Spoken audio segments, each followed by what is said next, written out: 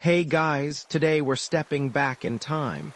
Not to the grand battlefields or gilded palaces you might expect, but to the dimly lit corners of dusty marketplaces and the hushed sanctity of ancient monasteries. Imagine, if you will, a world utterly devoid of that invigorating aroma, that warm embrace, that indispensable ritual that jumpstarts your mornings. Picture groggy, slow-motion dawns where the very idea of a productive start feels like a cruel joke. You're trudging through life, perpetually stuck in first gear, your brain a sluggish swamp before noon. Now, imagine a single discovery that rips through this haze, awakening minds, sparking conversations, and eventually igniting the fires of revolution. It sounds dramatic for a beverage, doesn't it? But trust me, you probably won't survive this deep dive into the surprisingly rebellious history of something as simple as a cup of joe, without at least a mild existential crisis about your current caffeine dependency. Our story, like a perfectly brewed cup, begins with an origin shrouded in the mists of legend and the whispers of history. You find yourself transported to the ancient highlands of Ethiopia, sometime around the 9th century. The sun beats down on rugged terrain, and the air hums with the buzzing of insects and the distant bleating of goats. You're a humble goat herd, perhaps not too different from Caldi, the legendary figure often credited with coffee's discovery. You're watching your flock, probably daydreaming about dinner when you notice something peculiar. Your normally placid, slightly bored goats are, well, they're practically dancing. They're jumping, full of an unusual vigor, after munching on the bright red berries of a particular evergreen shrub. You, being a sensible, curious individual, or perhaps just tired of their usual sluggishness, decide to investigate. You taste a few of these berries yourself. And suddenly, your eyelids feel less heavy, your thoughts sharper, and you're wondering if you should take up goat choreography. It's a whimsical tale, isn't it? One that probably launched 1,000, my pet, inspired this multi-billion-dollar industry, pitches. From those energetic Ethiopian goats, the humble coffee cherry embarked on a remarkable journey. It traveled across the narrow straits of the Red Sea, finding its true calling in the mystical heartlands of Yemen around the 15th century. Here, it wasn't just a curiosity, it became a tool. You see, the Sufi mystics of Yemen were devout, seeking spiritual enlightenment through long nights of prayer and contemplation. But even the most pious among them struggled with the relentless pull of sleep. Then, someone had an idea. Someone brewed a concoction from these miraculous beans. And suddenly, those long nights became manageable. You could stay awake, your mind clear, your spirit engaged in endless devotion. Imagine the sheer liberation. No more nodding off mid-chant. No more accidental drooling on your prayer mat. It was, in a quiet, spiritual way, the very first seed of dissent. You were defying the natural human need for sleep, bending the laws of your own biology to commune with the divine. This very act of sustained wakefulness, this pushing of human limits, felt revolutionary in its own subtle way. It wasn't about overthrowing kings yet, but it was about claiming time and mental clarity for oneself, beyond the rhythms dictated by nature. As word spread, so did coffee. From the Sufi monasteries, it seeped into the bustling marketplaces and vibrant intellectual centers of the Arab world. Mecca, Cairo, Istanbul coffeehouses, or kave-khane, began to spring up like desert oases. And here, the nature of coffee's dissent began to shift from the purely spiritual to the distinctly social. You'd walk into one of these early establishments, the air thick with the rich, earthy aroma of brewing coffee, And you wouldn't just find people quietly sipping their drinks. Oh no, you'd find them talking, debating. News was exchanged, poems recited, chess games played with intense focus. For the first time, ordinary people, not just scholars or religious figures, had a public space to gather and engage in intellectual discourse, often independent of religious or state control. This freedom of assembly, fueled by the stimulating effects of coffee, immediately raised eyebrows. The powers that be, whether religious clerics or political rulers, quickly recognized the potential threat bubbling within these smoky, aromatic dens. When people gather, they talk. When they talk, they question. And when they question, well, that's when things get tricky for anyone trying to maintain absolute authority. So you witness the first major backlash against our beloved brew. In 1511, in Mecca, coffee was officially banned. The city's governor, Kar Beg, a man clearly not a morning person, saw these nascent coffeehouses as breeding grounds for sedition. He viewed coffee as an intoxicant, a danger to public morality, and a direct challenge to the authority of traditional religious teachings. He convened a council of scholars and jurists, and after much heated debate, probably fueled by very strong tea, they declared coffee haram, forbidden. You can almost hear the collective sigh of disappointment from the caffeine-deprived masses. Imagine, you've just discovered this miracle elixir that makes you feel alive, makes conversations sparkle, and then poof, it's illegal. Historians still argue whether this initial ban was purely a religious decree, a genuine concern for health, or a shrewd political move to suppress burgeoning public discourse. Was it truly about piety, or was it about power and control? What's undeniable is that this wasn't an isolated incident. Over the next few centuries, coffee would face bans and persecutions in various parts of the world, repeatedly accused of being a stimulant, an intoxicant, and most importantly, a dangerous catalyst for social and political unrest. The very act of gathering in a public space, stimulated by this dark brew, had begun its long, secret life as an act of rebellion. You were simply enjoying a drink, but to the authorities, you were practically organizing a flash mob with revolutionary pamphlets hidden in your sleeves. This section will introduce the initial discovery and spread of coffee, hinting at its revolutionary potential as a social catalyst. You're walking through the ancient highlands of Ethiopia, the air thin and crisp against your face, carrying the scent of wild jasmine and distant wood smoke. The sun, a sleepy eye in the vast sky, casts long shadows across the rugged terrain. You hear a curious bleating, then a joyous, almost rhythmic thudding. Rounding a rocky outcrop, you see them. A herd of goats, usually placid, now prancing and capering with an uncharacteristic zeal, their eyes wide and bright. Their shepherd, a young man named Caldi, watches in bewildered amusement as his normally sedate flock performs what looks suspiciously like an impromptu, highly caffeinated ballet. You might even catch a glimpse of their choreographer, a small, red berry they've been munching on. If you tried one yourself, well, you probably wouldn't survive the next 48 hours without needing a serious nap to recover from the sheer, unadulterated energy it would bestow upon your unprepared modern physiology.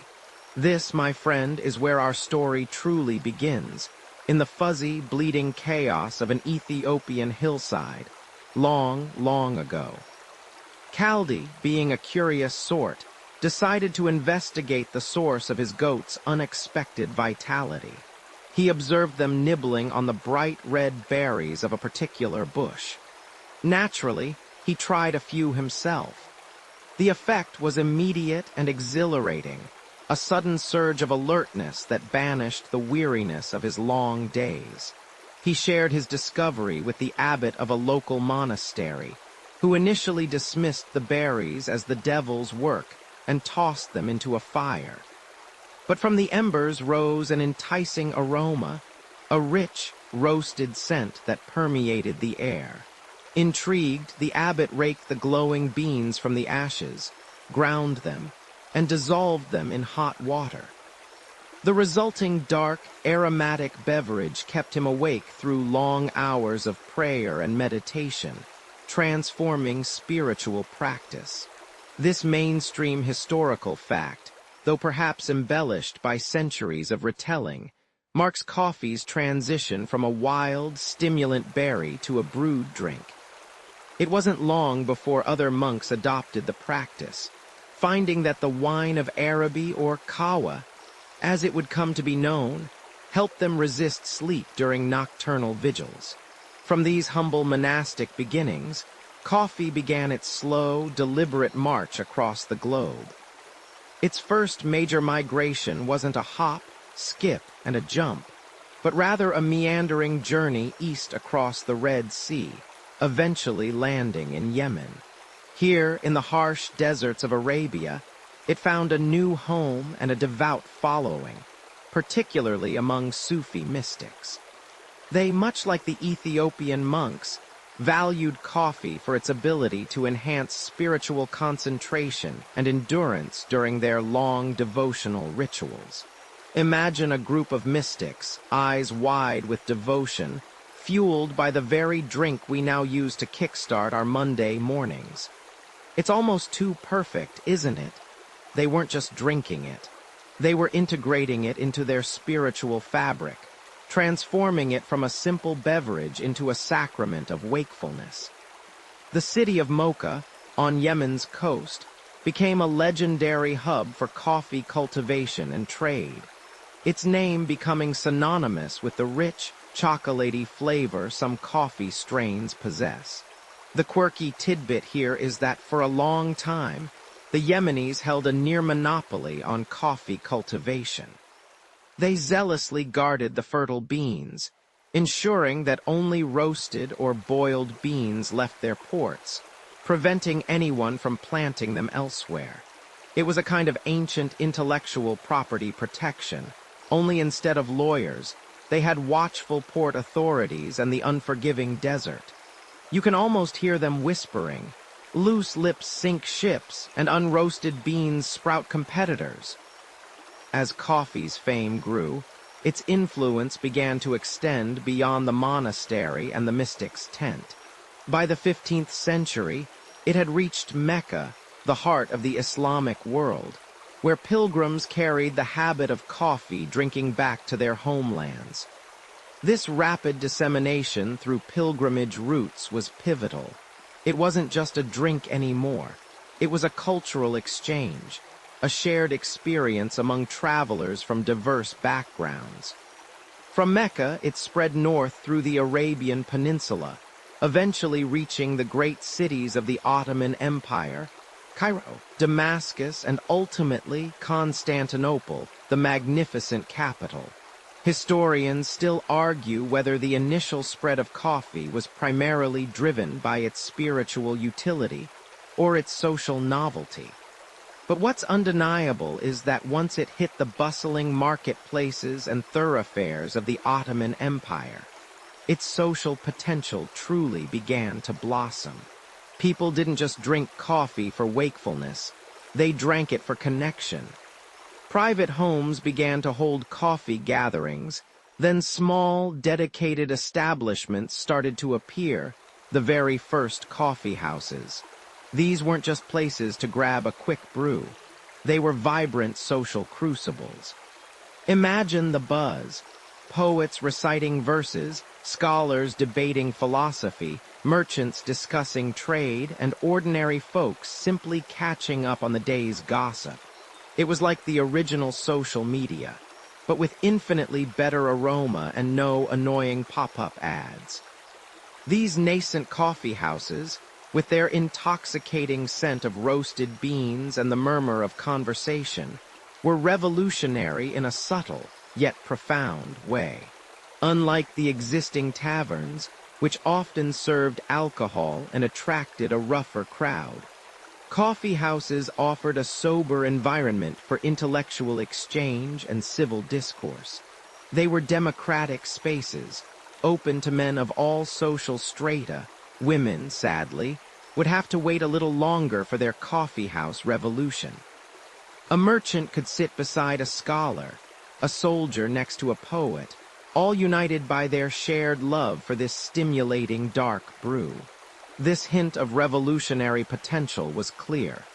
A place where ideas could be freely exchanged, opinions aired, and even dissent quietly brewed, much like the coffee itself.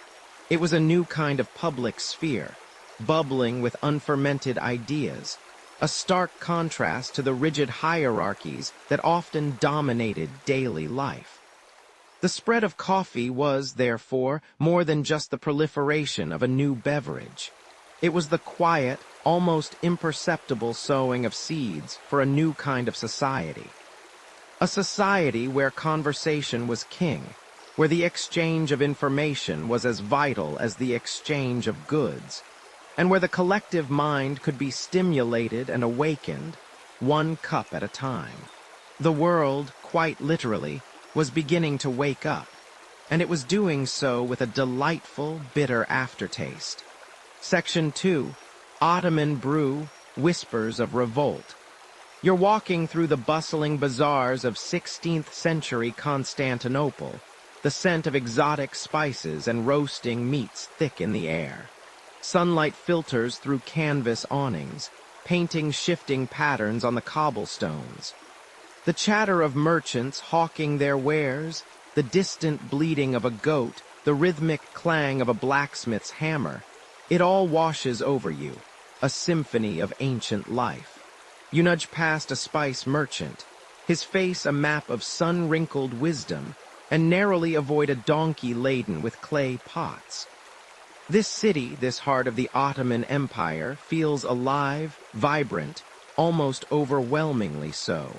You pause by a stall overflowing with vibrant silks, tracing the delicate patterns with your fingertip, a momentary escape from the clamor.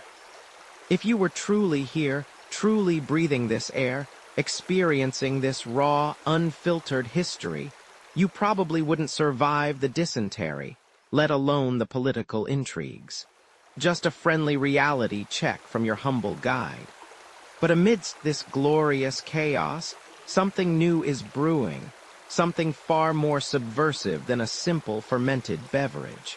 You see, the initial discovery of coffee, back in the misty highlands of Ethiopia, remember that story of the goats and the dancing dervish, had already begun its slow, creeping journey across the Arabian Peninsula.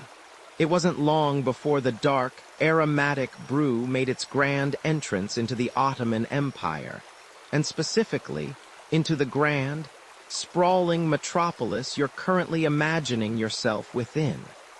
Initially, coffee was revered. It was seen as a gift, a stimulant that aided long hours of prayer and contemplation for Sufi mystics. Imagine them deep into the night, their minds sharp, their spirits alert, fueled by this potent new elixir. It was a holy drink, a sacred tool for spiritual enlightenment. But then, as always happens with anything truly good, it trickled down. From the solitary contemplation of the dervish, coffee moved to the lively conversations of scholars, then to the casual gatherings of merchants, and finally to the very streets themselves. Suddenly, the silent, reverent act of drinking coffee transformed into a social spectacle. The first coffee houses, or Coffeehouse, began to emerge in Constantinople around the mid-16th century. These weren't just places to grab a quick pick-me-up. They were elaborate, often opulent establishments, filled with plush cushions, intricate tilework, and the murmur of 1,000 conversations. You'd find poets reciting their latest verses, scholars debating philosophy, merchants brokering deals, and ordinary folk simply escaping the drudgery of daily life. And this, my friend, is where the trouble truly began. The Ottoman authorities, particularly the religious fundamentalists, quickly grew suspicious. Why? Because these coffee houses weren't just places of leisure. They were spaces where people gathered, exchanged ideas, and, crucially, discussed matters beyond the scope of their immediate lives or the officially sanctioned narratives. It was here, amidst the swirling steam of dark coffee and the pungent aroma of tobacco, a later but equally problematic addition, that whispers began to turn into conversations, and conversations into dissent. Think about it. Before coffee houses, public discourse was largely controlled. You had the mosque, the palace, the marketplace. But in the marketplace, everyone was busy buying and selling. In the mosque, you were praying. In the palace, well, you weren't really you there, were you? But the coffee house, it was a neutral ground, a third space where hierarchies momentarily blurred. A commoner could sit beside a high-ranking official, both sharing a cup of the same dark brew, and perhaps exchanging opinions that might have been unthinkable elsewhere. This was the mainstream historical fact. Coffee houses rapidly evolved from simple drinking establishments into crucial public forums that challenged existing social and political structures. Of course, the powers that be tried to shut them down. Sultan Murad IV, a particularly zealous ruler, even banned coffee entirely in the 17th century, making its consumption punishable by death. Imagine that. You're caught with a forbidden cup of joe, and it's off with your head. Talk about a strict morning routine. Yet, despite the harsh decrees, the coffee houses persisted, often operating in secret, moving from one hidden corner to another, much like the illicit speakeasies of a later age. This resilience, this stubborn refusal to abandon their beloved brew, and the social spaces it created, speaks volumes about the human need for connection and intellectual freedom. And here's a quirky, almost fringe tidbit that highlights the lengths people would go to for their coffee fix. There were rumors, whispered behind closed doors in the Sultan's court, that some clever entrepreneurs would even hide coffee beans in their turbans or sewn into the hems of their robes, smuggling them into the city under the very noses of the patrolling janissaries. The sheer audacity of it. Historians still argue whether the Ottoman authorities were more concerned with the perceived moral decline caused by these establishments, the gambling, the idle chatter, the sheer hedonism of it all, or if their fear was primarily rooted in the undeniable political potential of these nascent public spheres. Was it the sinfulness or the subversiveness that truly rattled them? Perhaps it was an unholy blend of both, a potent cocktail of moral panic and genuine anxiety over unchecked public opinion. But one thing is certain. The very act of gathering to drink coffee became an act of defiance, a quiet rebellion brewing in every cup. You'll explore the first coffee houses in the Ottoman Empire, their initial suppression, and their burgeoning role as centers for subversive discussions. Imagine stepping into a cloud of fragrant steam, the air thick with the aroma of freshly roasted beans, perhaps mingling with the sweet scent of tobacco smoke, and a hint of something spicier, cardamom, cloves, a whisper of the exotic. You find yourself transported to the bustling heart of 16th century Istanbul, a city where the echoes of ancient empires still hum beneath the clamor of a vibrant new world. This isn't your local Starbucks, mind you. There's no Wi-Fi, no pumpkin spice latte. And honestly, you probably won't survive 5 minutes without someone trying to sell you a questionable rug or engage you in a philosophical debate about the nature of existence. These early establishments, known as Coffeehouse, weren't just places to grab a quick pick-me-up. Oh no, they were the pulsating arteries of a society undergoing a quiet revolution.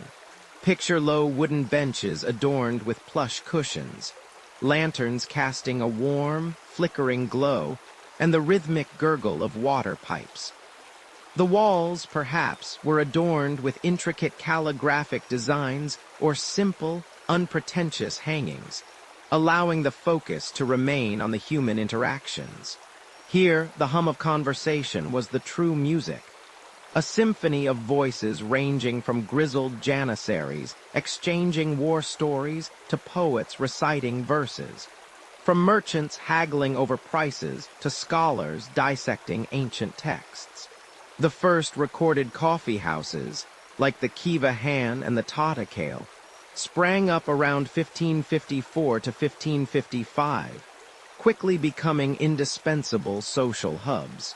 They offered a novel escape from the rigid structures of the home or the marketplace. Before coffee, public gathering places were largely limited to mosques or markets, where social hierarchies were rigidly enforced, and women, for the most part, were entirely absent from public life. But in the Coffeehouse, a curious alchemy occurred. The Grand Vizier might find himself sharing a pot with a humble tailor, united by the shared ritual of the brew. It was a place where information, gossip, and ideas flowed freely, unbound by the usual constraints of class or profession. This open exchange was itself a radical concept, paving the way for something far more potent. It was this very lack of traditional hierarchy, this unprecedented mixing of classes and creeds, that first raised the eyebrows of the establishment. The conservative religious authorities, the ulama, were particularly alarmed. They decried coffee as an intoxicant, comparing its stimulating effects to wine, which was forbidden by Islamic law. They preached that these new gathering places were dens of iniquity, where idlers gossiped, gambled, and neglected their religious duties. There was even a rather absurd claim floating around that coffee consumption was causing men to abandon their families and duties, as if a few cups of joe could turn a dedicated patriarch into a wandering philosopher overnight. It wasn't just the ulama, though. The ruling elite, the sultans and their grand viziers, quickly recognized that these Coffeehouse were breeding grounds for something far more dangerous than mere idleness. They were incubators for ideas. Dangerous ideas. Ideas about freedom, about challenging authority, about, well, let's just say, things that didn't involve praising the Sultan's latest edict. Sultan Murad III, for instance, issued decrees attempting to stamp out coffeehouses, viewing them as hotbeds of sedition rather than mere social clubs. His successor, Sultan Murad IV, was even more zealous in his prohibition. He famously dressed in disguise, patrolling the streets of Istanbul to personally enforce his ban, ready to mete out swift and brutal justice to anyone caught with the telltale aroma of coffee on their breath. Imagine the sheer audacity. A sultan sneaking around like a particularly paranoid private detective just to bust someone for their caffeine habit. It's almost comical if it wasn't for the very real consequences. Often the punishment for operating a coffeehouse, or even just frequenting one, could be a brutal beating, prolonged imprisonment, or in severe cases, a public execution. You might be sewn into a leather bag and tossed into the icy depths of the Bosphorus, a watery grave for your morning brew, or worse, have your head unceremoniously detached from your shoulders in the public square. It made that morning commute traffic jam seem positively delightful by comparison, didn't it? A quick traffic ticket is infinitely preferable to being fish food. But here's the thing about prohibitions. They often have a curious way of backfiring. The more the authorities tried to suppress them, the more the coffee houses became symbols of defiance. They didn't vanish. They simply went underground, operating in secret cellars or hidden courtyards, their patrons entering through unmarked doors after a discreet knock and a whispered password. The very act of seeking out coffee became an act of minor rebellion, a delicious little secret. And within these clandestine spaces, the discussions grew even more fervent, the whispers more conspiratorial. News of the latest court intrigue, the failures of military campaigns on distant borders, and even subversive political pamphlets were passed from hand to hand, consumed greedily, fueled by endless cups of steaming black gold. This wasn't just social gossip. This was the formation of an alternative public sphere, a shadow parliament where the ordinary citizen could, for the first time, openly critique their rulers without immediate fear of reprisal. It was in these smoky, dimly lit rooms that the seeds of dissent truly took root. People who might never have otherwise met merchants, artisans, minor officials, even disgruntled scholars, united by a shared love for coffee and a shared dissatisfaction with the status quo, found common ground. They exchanged information that the official channels wouldn't provide, developing a collective consciousness that transcended their individual stations. This was a profound shift. For centuries, power had flowed downwards, from the ruler to the ruled, with little opportunity for feedback or open debate. But the coffee house, for all its humble origins, inverted that flow, creating a space where ideas could bubble up from below, where collective grievances could find a voice, even if it was a hushed one. Historians still argue whether the initial suppression was primarily due to religious dogma, fears of political unrest, or simply the disruption of established social hierarchies. Perhaps it was a volatile blend of all three, an unholy trinity of conservative anxieties that couldn't quite grasp the power of a shared cup. What's clear, though, is that the authorities correctly identified the coffee house not just as a place of leisure, but as a potential engine of change. They understood that a population that thinks together, even over something as seemingly innocuous as a cup of coffee, might eventually act together. And that, dear listener, was a truly terrifying prospect for any autocratic regime. The very act of sipping coffee became an almost revolutionary gesture, a quiet defiance that echoed through the narrow, winding streets of Istanbul. You can almost feel the tension in the air, can't you? The thrill of shared secrets, the subtle nod across the room that says, "Yes, I hear you and I agree." The coffee house, once just a novelty, had become a crucible for rebellion, simmering quietly until its contents were ready to boil over. And as the Ottoman Empire struggled to contain this caffeinated uprising, the rest of the world was about to catch the scent of this powerful new brew. Section 3, Europe's first sip anarchy brewing. You stand on the bustling docks of Venice, the air thick with the scent of salt, spices, and something dark, aromatic, and profoundly new. The year is, well, let's just say it's an era when a good bath was still considered a radical political statement. Carried across the shimmering Adriatic, past the familiar cargo of silks and exotic birds, arrives a strange, dark being. You watch as a Venetian merchant, a man whose beard probably holds more secrets than the Doge's palace, gingerly inspects a sack. His brow furrows. He's heard whispers from the Levant, tales of dark brews and even darker conspiracies bubbling in those Ottoman coffee houses we just visited, remember? The very places where hushed voices plotted against sultans. Now those whispers are drifting ashore, carried on the same winds that fill the sails of his galleons. You lean closer, your nose twitching. It smells different. Not like wine, not like beer, not like any herb you've ever encountered. It's rich, almost smoky, with an earthy depth that promises something more than mere sustenance. This isn't just a new beverage.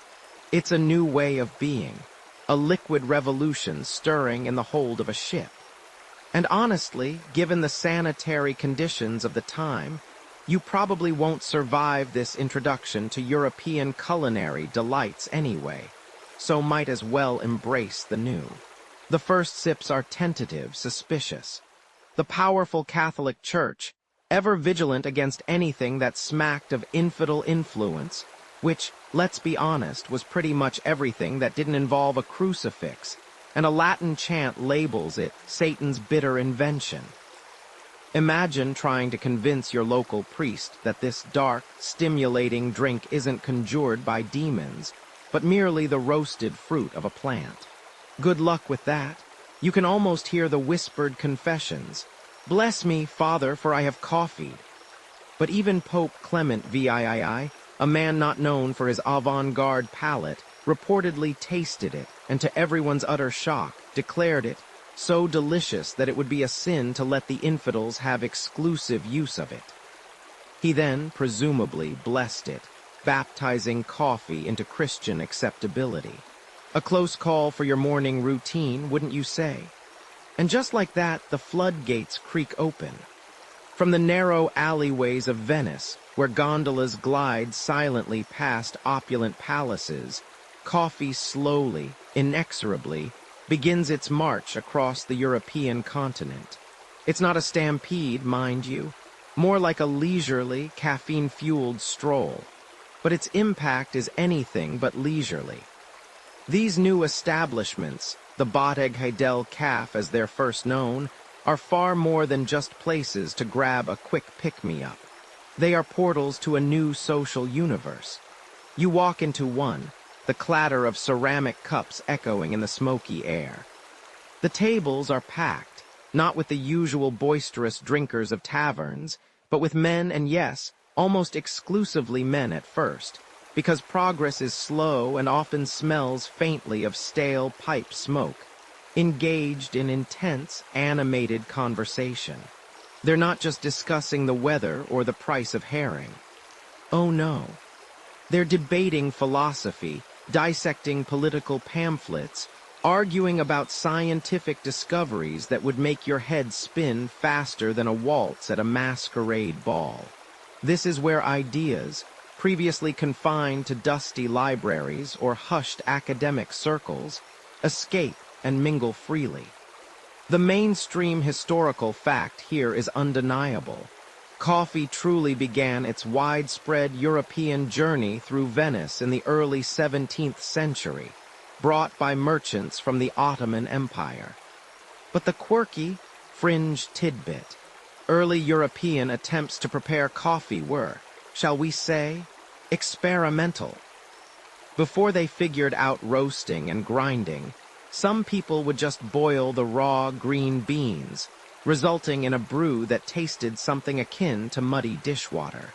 Imagine the look on someone's face as they took their first tentative sip of that culinary masterpiece. "Delicious!" they'd probably lie, before politely excusing themselves to find a strong spirit to wash the taste away. These coffee houses become the anti-taverns. In an age where alcohol often fueled brawls and blurred lines, coffee offered clarity. It sharpened the mind, stimulated debate, and allowed for sustained, intricate arguments. You see a poet declaiming verses, a politician whispering about parliamentary intrigue, a scientist sketching diagrams on a napkin. The energy is palpable, almost electric. It's a silent defiance against the established order, a place where the powerful grip of church and crown felt looser. Historians still argue whether the primary allure of these early European coffee houses was the drink itself, or the unparalleled social freedom they offered. Was it the buzz of the bean or the buzz of uncensored conversation? Probably a bit of both, a delicious synergy that brewed rebellion in every cup. The authorities, naturally, noticed. They'd already seen what happened in the Ottoman Empire.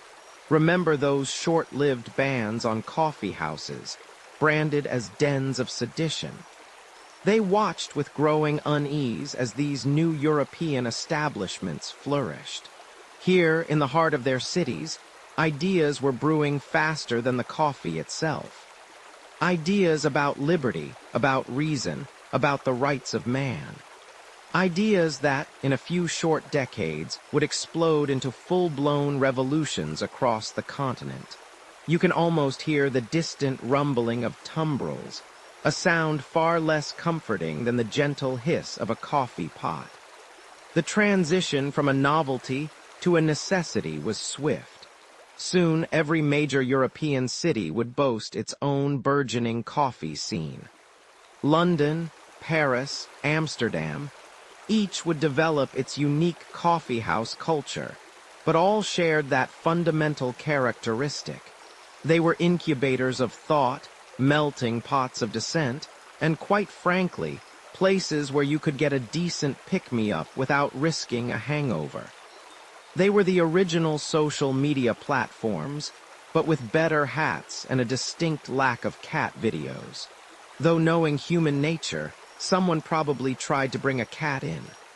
You can almost feel the collective European mind, roused from its centuries-long slumber of ale and wine, now wide awake, alert, and ready to question everything. The stage is set for a truly epic confrontation between the comforting old ways and the unsettling, exhilarating new. And it all started with a single, dark sip. You're standing in a 17th-century European city street, the cobblestones uneven beneath your borrowed boots. A strange aroma, bitter and alluring, drifts from a nearby doorway.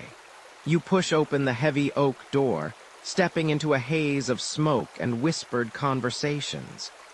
The air is thick, not just with the scent of this new, dark brew, but with an almost palpable buzz of clandestine energy.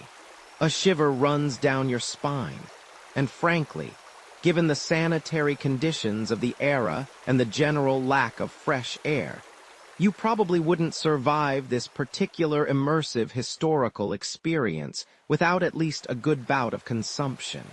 But put that charming thought aside for a moment, because you're about to witness how the humble coffee bean, having snuck past customs like a particularly aromatic stowaway, became the hottest, most controversial drink in Europe, brewing not just caffeine but outright rebellion. Remember those whispers of revolt we heard in the Ottoman coffeehouses? Well, those whispers got on a boat, crossed the Mediterranean, and landed squarely in Venice around the early 1600s. And just like any new trend that threatens the established order, coffee wasn't exactly welcomed with open arms. Imagine a world dominated by wine taverns, alehouses, and the occasional murky well water.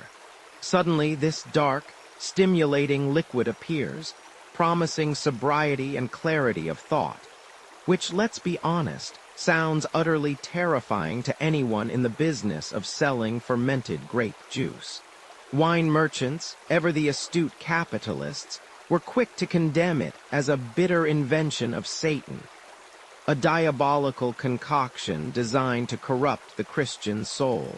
They probably just hated that it kept people awake enough to realize their wine was watered down. The clergy, too, initially eyed coffee with deep suspicion. Was it an intoxicating drug, forbidden by canon law? Was it a Muslim plot to undermine Christendom from within, one delicious sip at a time? The debate raged, culminating in a dramatic plea to Pope Clement VIII to officially condemn the devil's brew. Now, picture this. The Pope, a man of God, surrounded by cardinals, is presented with a steaming cup of this mysterious liquid. He takes a cautious sip, then another, and then, legend has it, he declares, This Satan's drink is so delicious that it would be a pity to let the infidels have exclusive use of it. We shall fool Satan by baptizing it. And just like that, with a pontifical blessing, coffee was officially cleared for consumption by good Christians.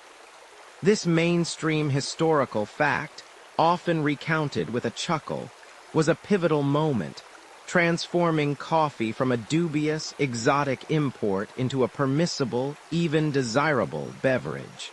It paved the way for its rapid spread across the continent, proving that sometimes, even the highest authorities can be swayed by a good cup of joe.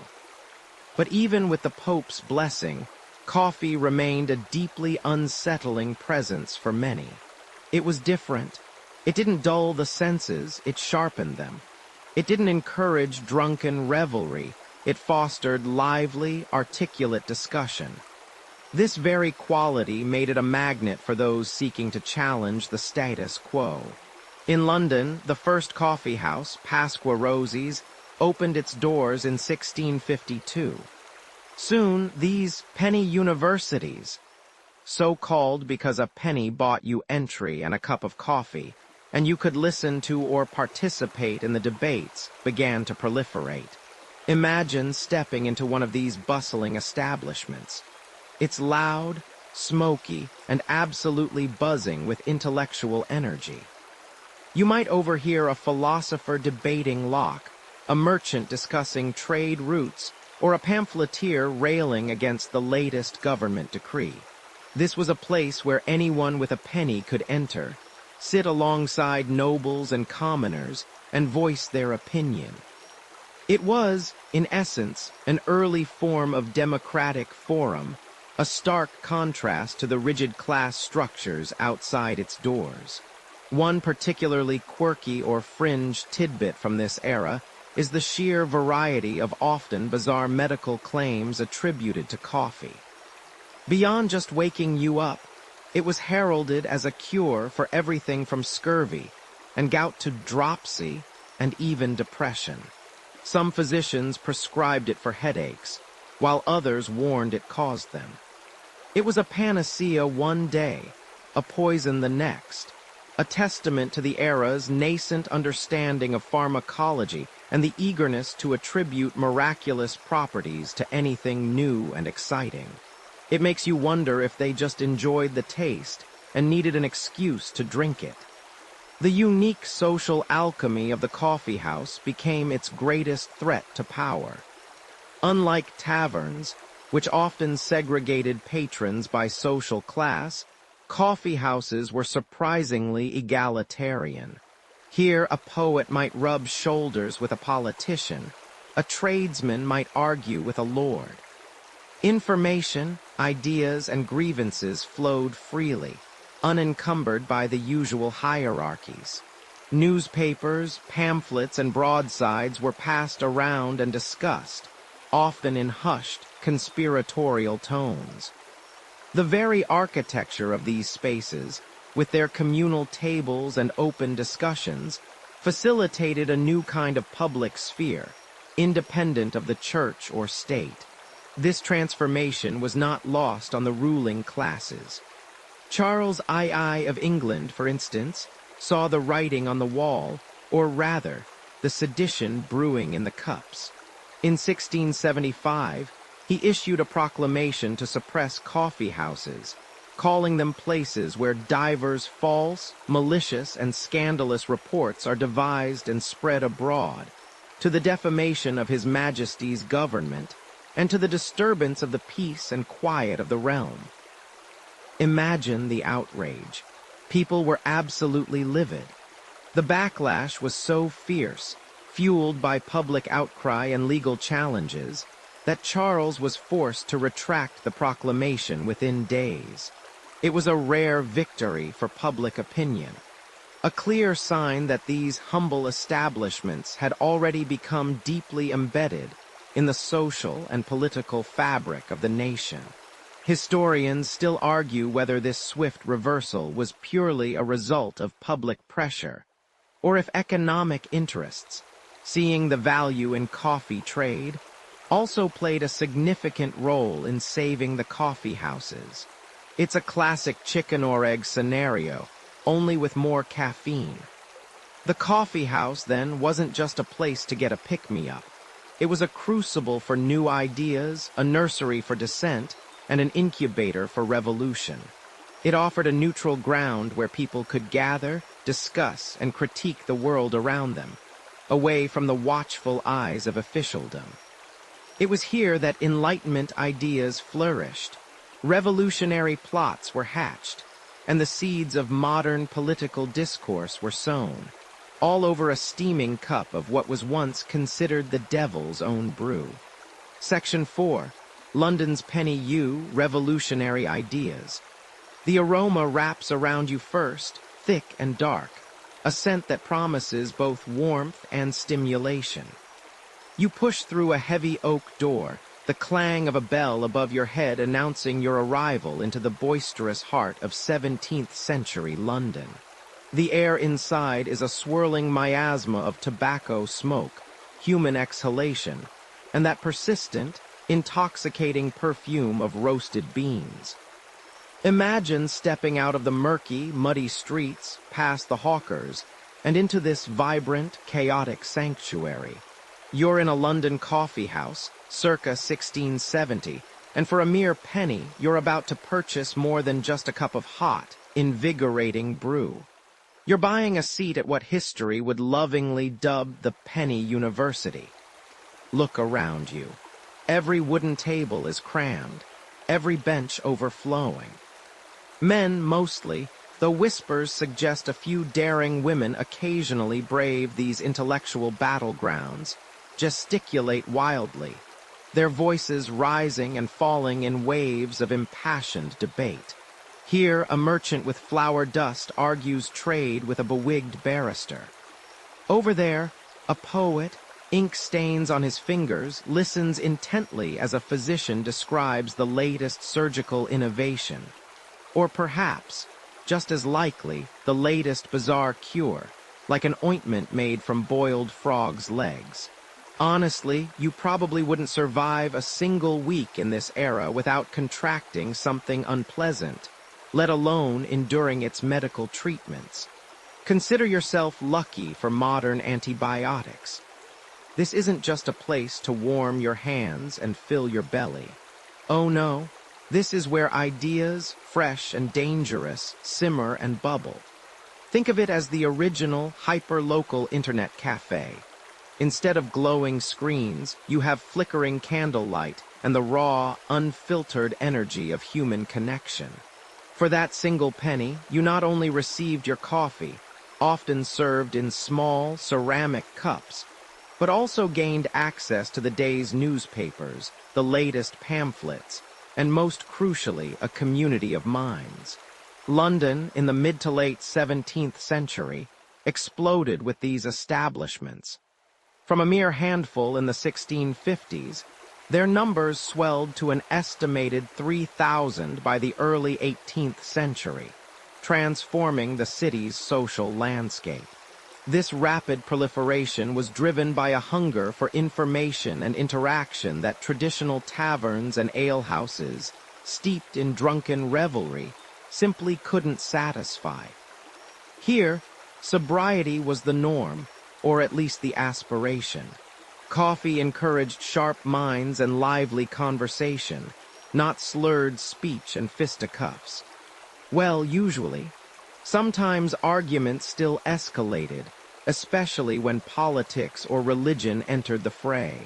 You might even find yourself dodging a flung teacup or two if you weren't careful. It's like a particularly fiery online comment section, but with actual physical consequences. The coffee houses became crucibles of revolutionary thought. Intellectuals, politicians, scientists, and artists, people who might never have crossed paths in rigidly stratified society, mingled freely. You might overhear a discourse on Isaac Newton's groundbreaking theories on gravity, or perhaps a heated discussion about the latest parliamentary machinations. The Royal Society, Britain's most prestigious scientific institution, famously held many of its early meetings in coffeehouses, transforming casual chats into serious scientific discourse. Can you imagine bumping into Robert Hooke discussing microscopy over a shared pot of coffee? It certainly beats scrolling through cat videos, doesn't it? It wasn't just formal societies that found a home here. Countless informal clubs sprang up, each dedicated to a particular interest. There were literary clubs dissecting plays, philosophical circles debating metaphysics, and even more subversively, political groups plotting strategies against the monarchy. These were the birthplaces of public opinion, forums where grievances could be aired and collective action debated. The very act of men from different social strata sitting together, sharing news and challenging ideas, was radical in itself. It chipped away at the old hierarchies, democratizing discourse. Take, for instance, the infamous Turk's Head Coffeehouse in Exchange Alley, a favorite haunt of merchants and stockbrokers. It was here, amidst the clinking of cups and the murmur of trade, that the foundations of the modern stock exchange were arguably laid.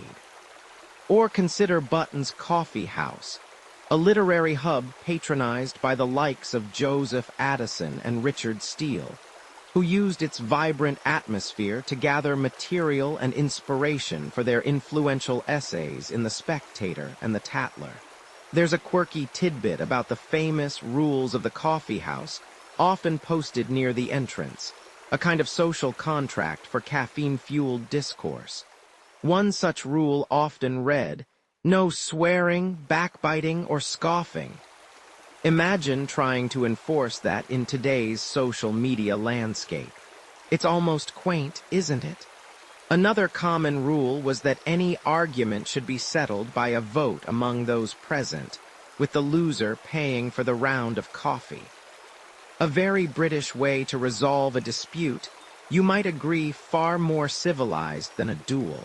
But despite their apparent openness, historians still argue whether London's coffee houses truly fostered radical revolution or simply provided a pressure valve for dissenting voices, allowing them to vent steam without ever truly igniting widespread rebellion.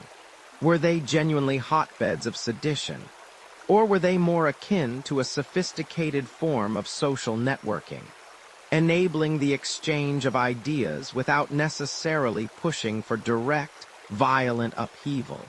The truth, as ever, is likely somewhere in the nuanced middle. They certainly scared the authorities enough to attempt to suppress them on several occasions, fearing their power to unite and mobilize the populace.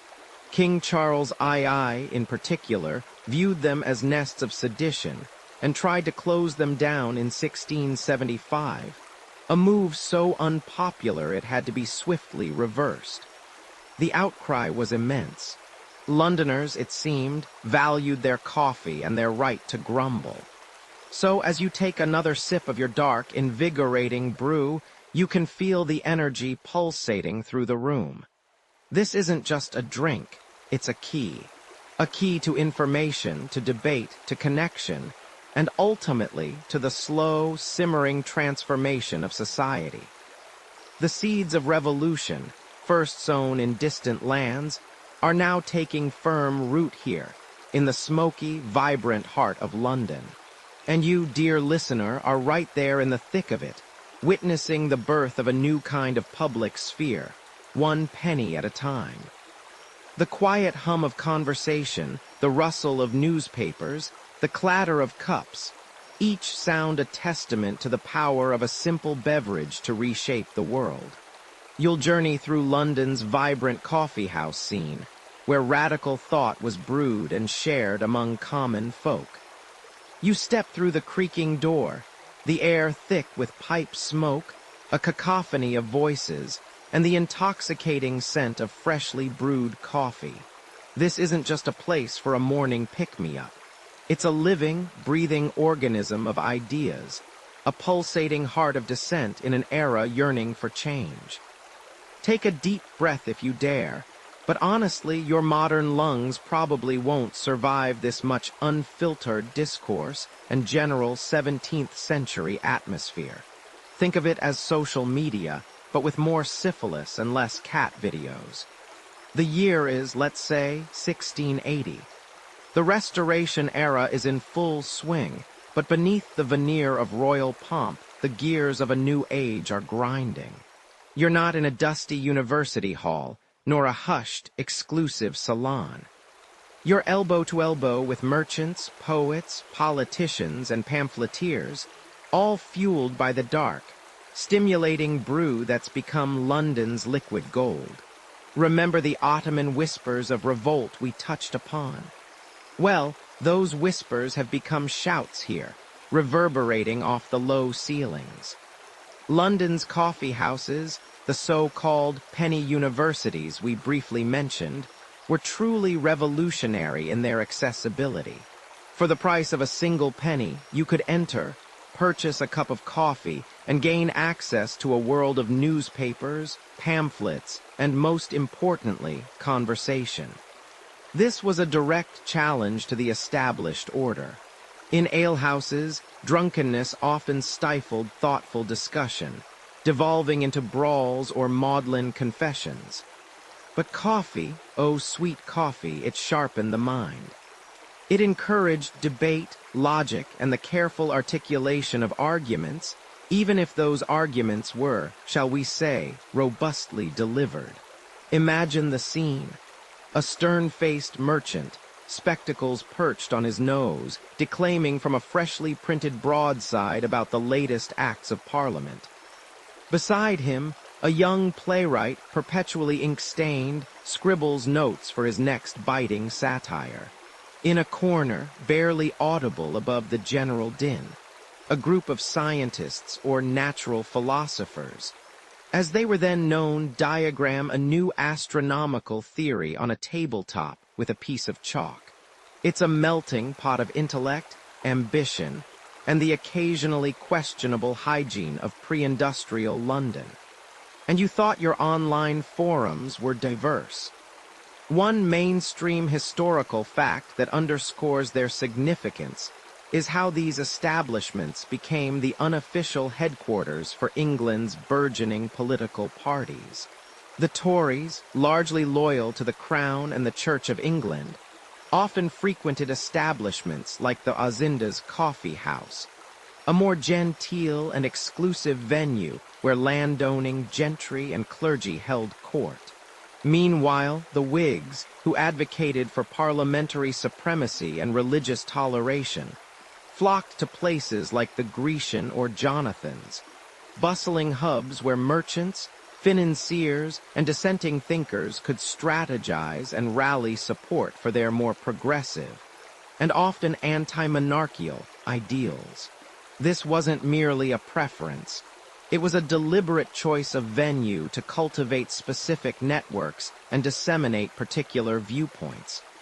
It was a very analog form of political tribalism, predating Twitter by about 300 years, and with considerably more actual spitting.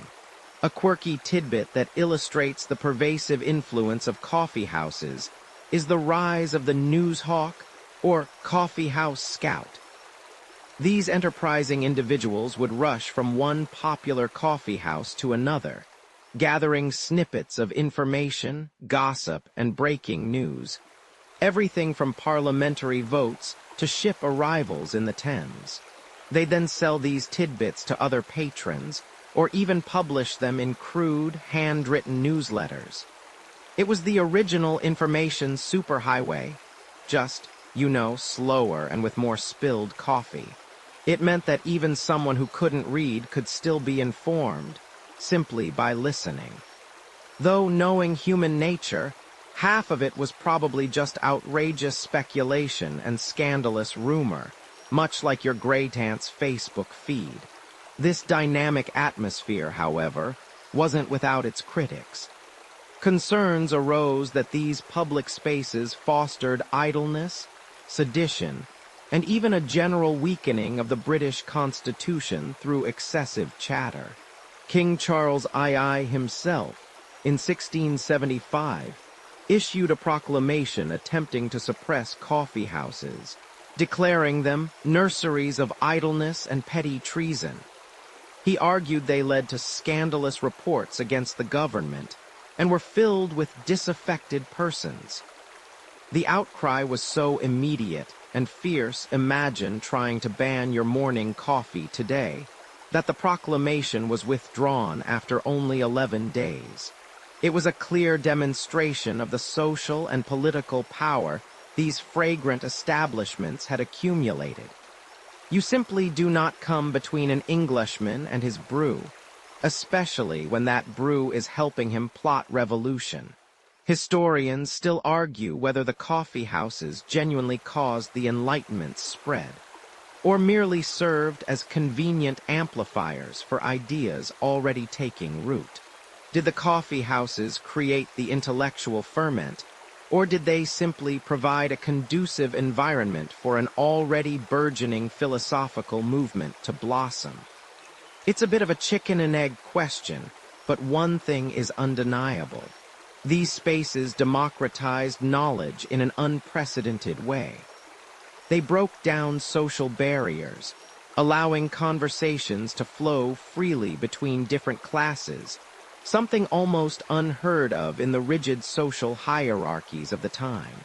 While a duke wouldn't typically sit down for a pint with a common sailor, they might well find themselves sharing a table at a coffee house, both poring over the same political pamphlet, both equally invigorated by the hot, dark liquid. And maybe, just maybe, they'd even find common ground, or at least agree that the coffee was exceptionally good today. Section 5. Paris Salons Enlightenment Spark. You breathe in the crisp, cool Parisian air, a stark contrast to the smog-laden alleys of London. Here, the cobblestones gleam under the soft glow of gas lamps, and the aroma of freshly baked croissants mingles with something darker, richer, the ubiquitous scent of coffee. But this isn't just about a simple morning brew anymore. You've walked from the raucous, democratic chaos of London's penny universities, where ideas bubbled up from the working classes, into a different kind of crucible. In Paris, the revolution isn't brewing in overt public houses quite as much as it's simmering behind the elegant facades of private homes, within the hushed, intellectual sanctuaries known as salons. It's a subtle shift, a different dance, where wit is your weapon and a well-turned phrase can fell an empire. Of course, this delicate balancing act means you probably won't survive this intellectually charged atmosphere without at least one existential crisis. Imagine yourself gliding through the grand entrance of a Parisian townhouse, perhaps the salon of Madame Geoffrin or Julie de Lespinasse. You're not just stepping into a room, you're entering a universe. Here, among gilded mirrors and plush velvet, the Enlightenment isn't a dusty concept from a textbook, but a living, breathing entity.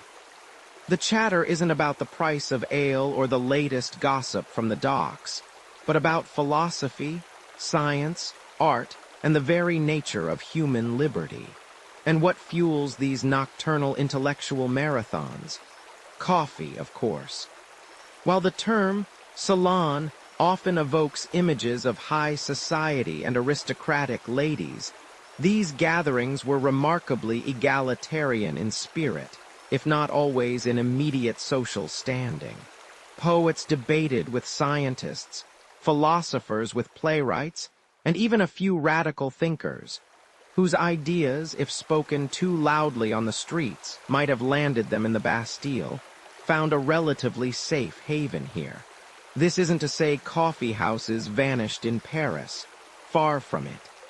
Places like the legendary Café Procope, founded in the late 17th century, served as vital public counterparts to the private salons. It was at Procope, A mainstream historical fact you might recall from your own history lessons, that Voltaire, Rousseau, and Diderot themselves reportedly sipped their dark brew, hatching plans that would eventually reshape the Western world. They weren't just enjoying a caffeine fix, they were fueling a new way of thinking. You see a man passionately gesticulating, his wig askew, explaining Newton's laws with such fervent conviction you almost believe gravity was his personal invention.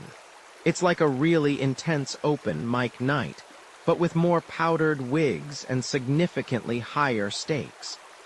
The synergy between the public coffee houses and the private salons was fascinating.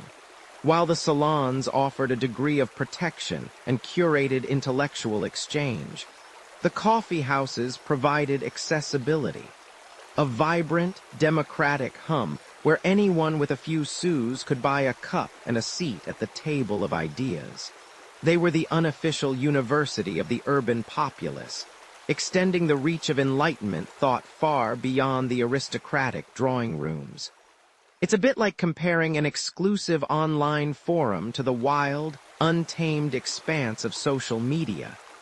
Both have their place, both spread information, but one certainly offers more unfiltered chaos. Yet, historians still argue whether the revolutionary fervor sparked in these Parisian havens was a top-down phenomenon, disseminated from the intellectual elite, or a bottom-up swell gaining momentum in the more plebeian coffee houses before permeating the higher echelons. One quirky tidbit, however, suggests the profound impact these establishments had. Some French revolutionaries, in their zeal to erase all vestiges of the old regime, even contemplated renaming coffee itself, seeing it as too tainted by its association with royal indulgence, though thankfully, that particular linguistic rebellion never quite caught on. Imagine ordering a Liberty Bean brew instead of a café au lait. The mind boggles. But as you watch the discussions ebb and flow, the arguments ignite and then soften, you realize that the real magic wasn't just in the coffee, but in the potent blend of minds it brought together. This wasn't just about sharing opinions. It was about forging new realities, brick by intellectual brick, fueled by a humble dark liquid. And as the night deepens, you can almost hear the faint, distant rumbling of a storm gathering on the horizon, born from these quiet, coffee-scented discussions.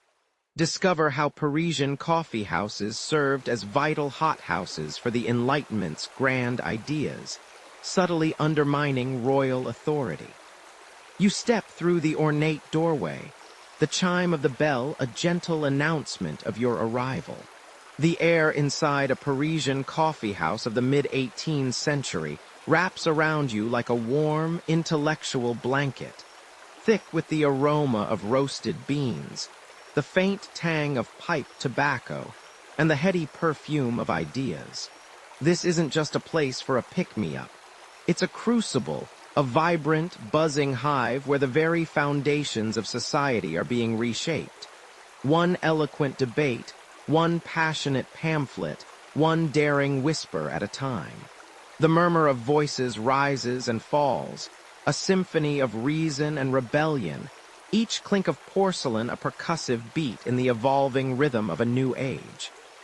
You glance around, catching glimpses of powdered wigs, serious faces illuminated by flickering candlelight, hands gesticulating wildly, eager to make a point. This is where the minds of France, and indeed Europe, converge, where wit is currency, and an unshakable belief in human reason is the most valuable commodity. You've journeyed through London's penny universities, seen the seeds of dissent sown in Ottoman lands, but Paris... Ah, Paris is where the revolutionary sapling truly begins to flower, its roots silently cracking the paving stones of absolutist power. If you were a commoner, daring to speak too loudly about these radical notions, that would eventually send kings and queens to a rather unfortunate appointment with the guillotine. You'd probably find yourself enjoying a very different kind of brew in the Bastille. Let's just say you probably wouldn't survive this particular historical detour.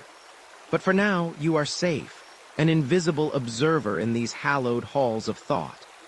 Here, in establishments like the Café Procope, the oldest coffee house in Paris, or the Café de la Régence, where intellectual giants like Voltaire, Rousseau, and Diderot practically had their mail forwarded, the Enlightenment isn't just a concept. It's a living, breathing entity. Imagine Voltaire, sharp-witted and sardonic, perhaps adjusting his spectacles as he holds court, his words dissecting the absurdities of the church and state with surgical precision.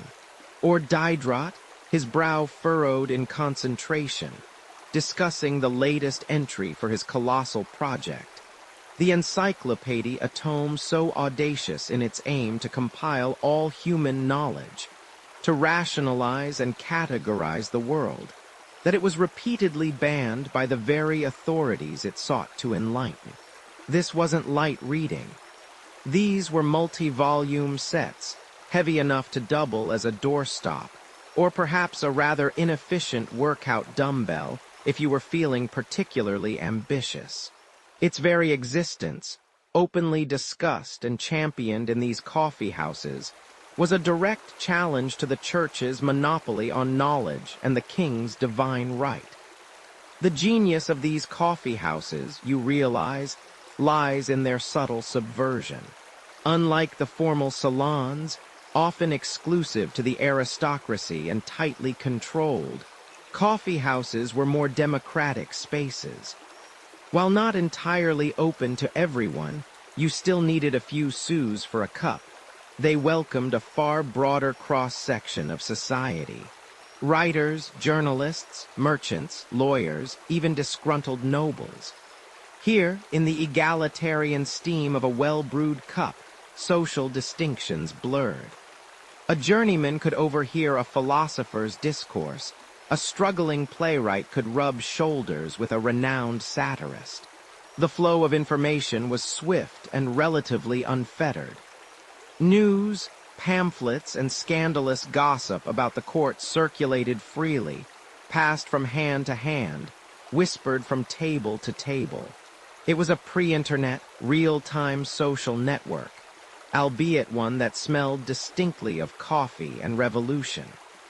Historians still argue whether the true revolutionary spark ignited in the smoky backrooms of these establishments, or simply amplified sentiments already bubbling up from the streets. But what's undeniable is their role as incubators for radical thought. Consider the atmosphere, animated, charged with intellectual energy, yet often deceptively casual. While grand theories were being forged, there was also plenty of laughter and banter. Imagine one of the Enlightenment figures, perhaps a bit too caffeinated, declaring with grandiosity, "My dear fellow, this coffee is so strong it could wake a sleeping monarchy," followed by a chorus of knowing chuckles.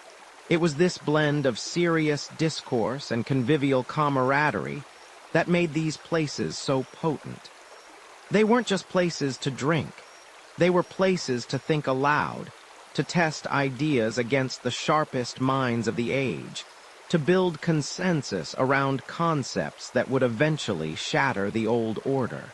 These discussions here often transcended mere intellectual curiosity. They were rehearsals for societal change. One rather quirky tidbit from these times involves the fashion of the day, particularly among the more intellectual types. Many frequented the coffee houses not just for the stimulating conversation, but also to be seen being intellectual. It became fashionable to carry a small, well-worn book, often a philosophical treatise, and occasionally to deliberately leave it open on your table as if you just paused your profound contemplation. Of course, the reality was that some probably hadn't read past the first few pages, much like someone today carrying a yoga mat to the coffee shop, but never actually making it to a class. It was an early form of intellectual performativity, a subtle nod to the shared values of this burgeoning counterculture. The coffee itself, sometimes served with a flourish and a side of sugar lumps, was the fuel for these feverish intellectual engines. You'd often find patrons meticulously stirring their drinks, lost in thought, the clinking of their spoons a rhythmic counterpoint to the relentless flow of arguments and counterarguments. These coffee houses, remember, were not simply passive venues. They actively facilitated the spread of what were then considered dangerous ideas. They circumvented official channels of communication, creating a parallel public sphere where citizens could discuss politics, philosophy, and society without the watchful eye of the state. It was a slow drip, drip, drip of dissent, each cup of coffee serving as a conduit for liberty. You might even say that the quantity of words spilled in these places, considering the lack of widespread literacy and printing technology by today's standards, was so immense it might have given the average scribe early carpal tunnel from all the note-taking.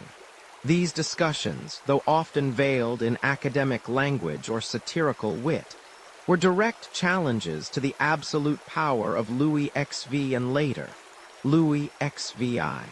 The monarchy, preoccupied with its elaborate court rituals and distant wars, remained largely oblivious, perhaps thinking these café philosophers were just harmless eccentrics, too busy talking to actually do anything.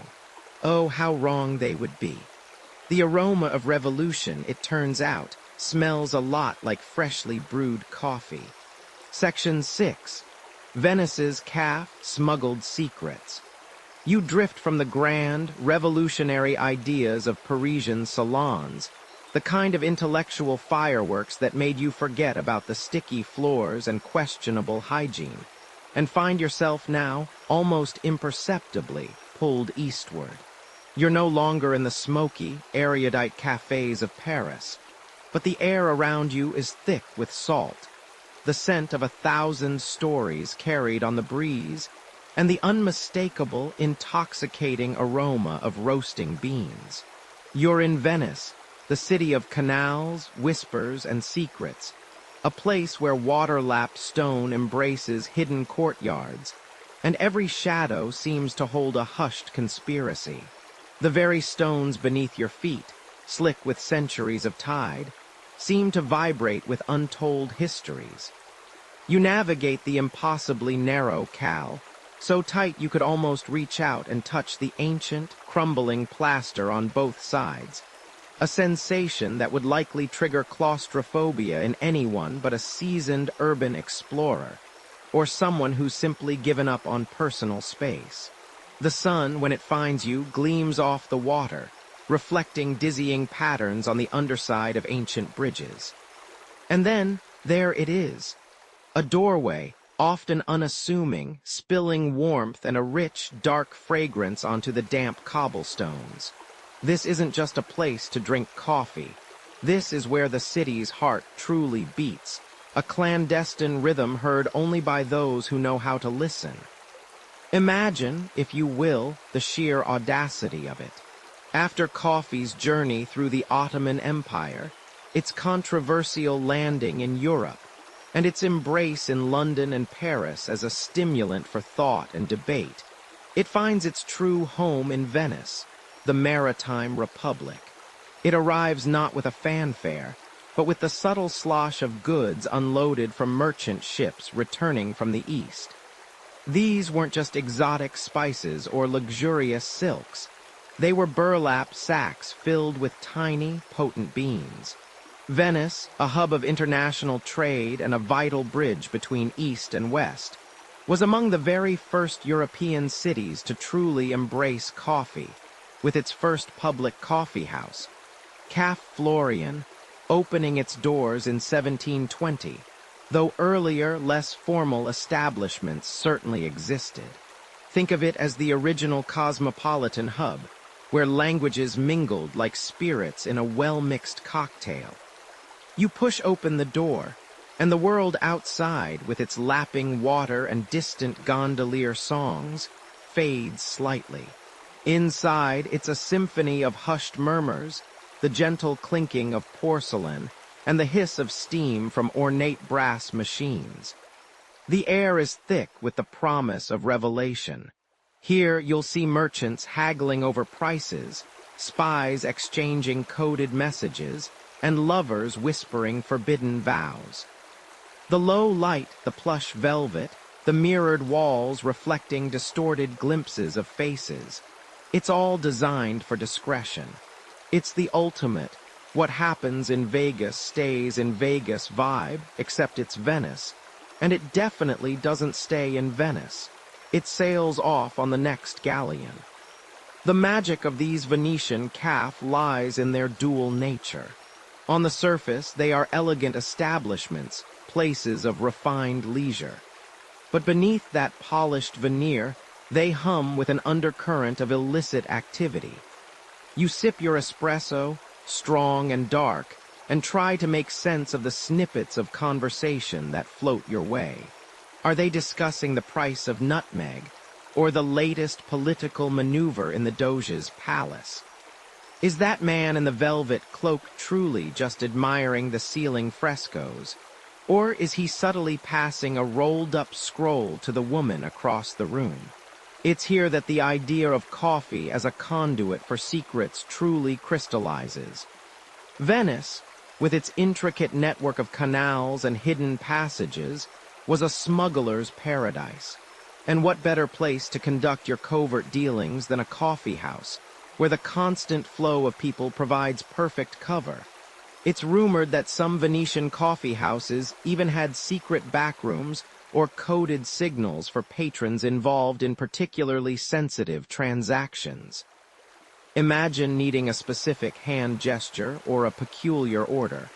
A caf, but make it subtle to gain access to the real action. It's like a speakeasy, but for state secrets instead of illegal gin.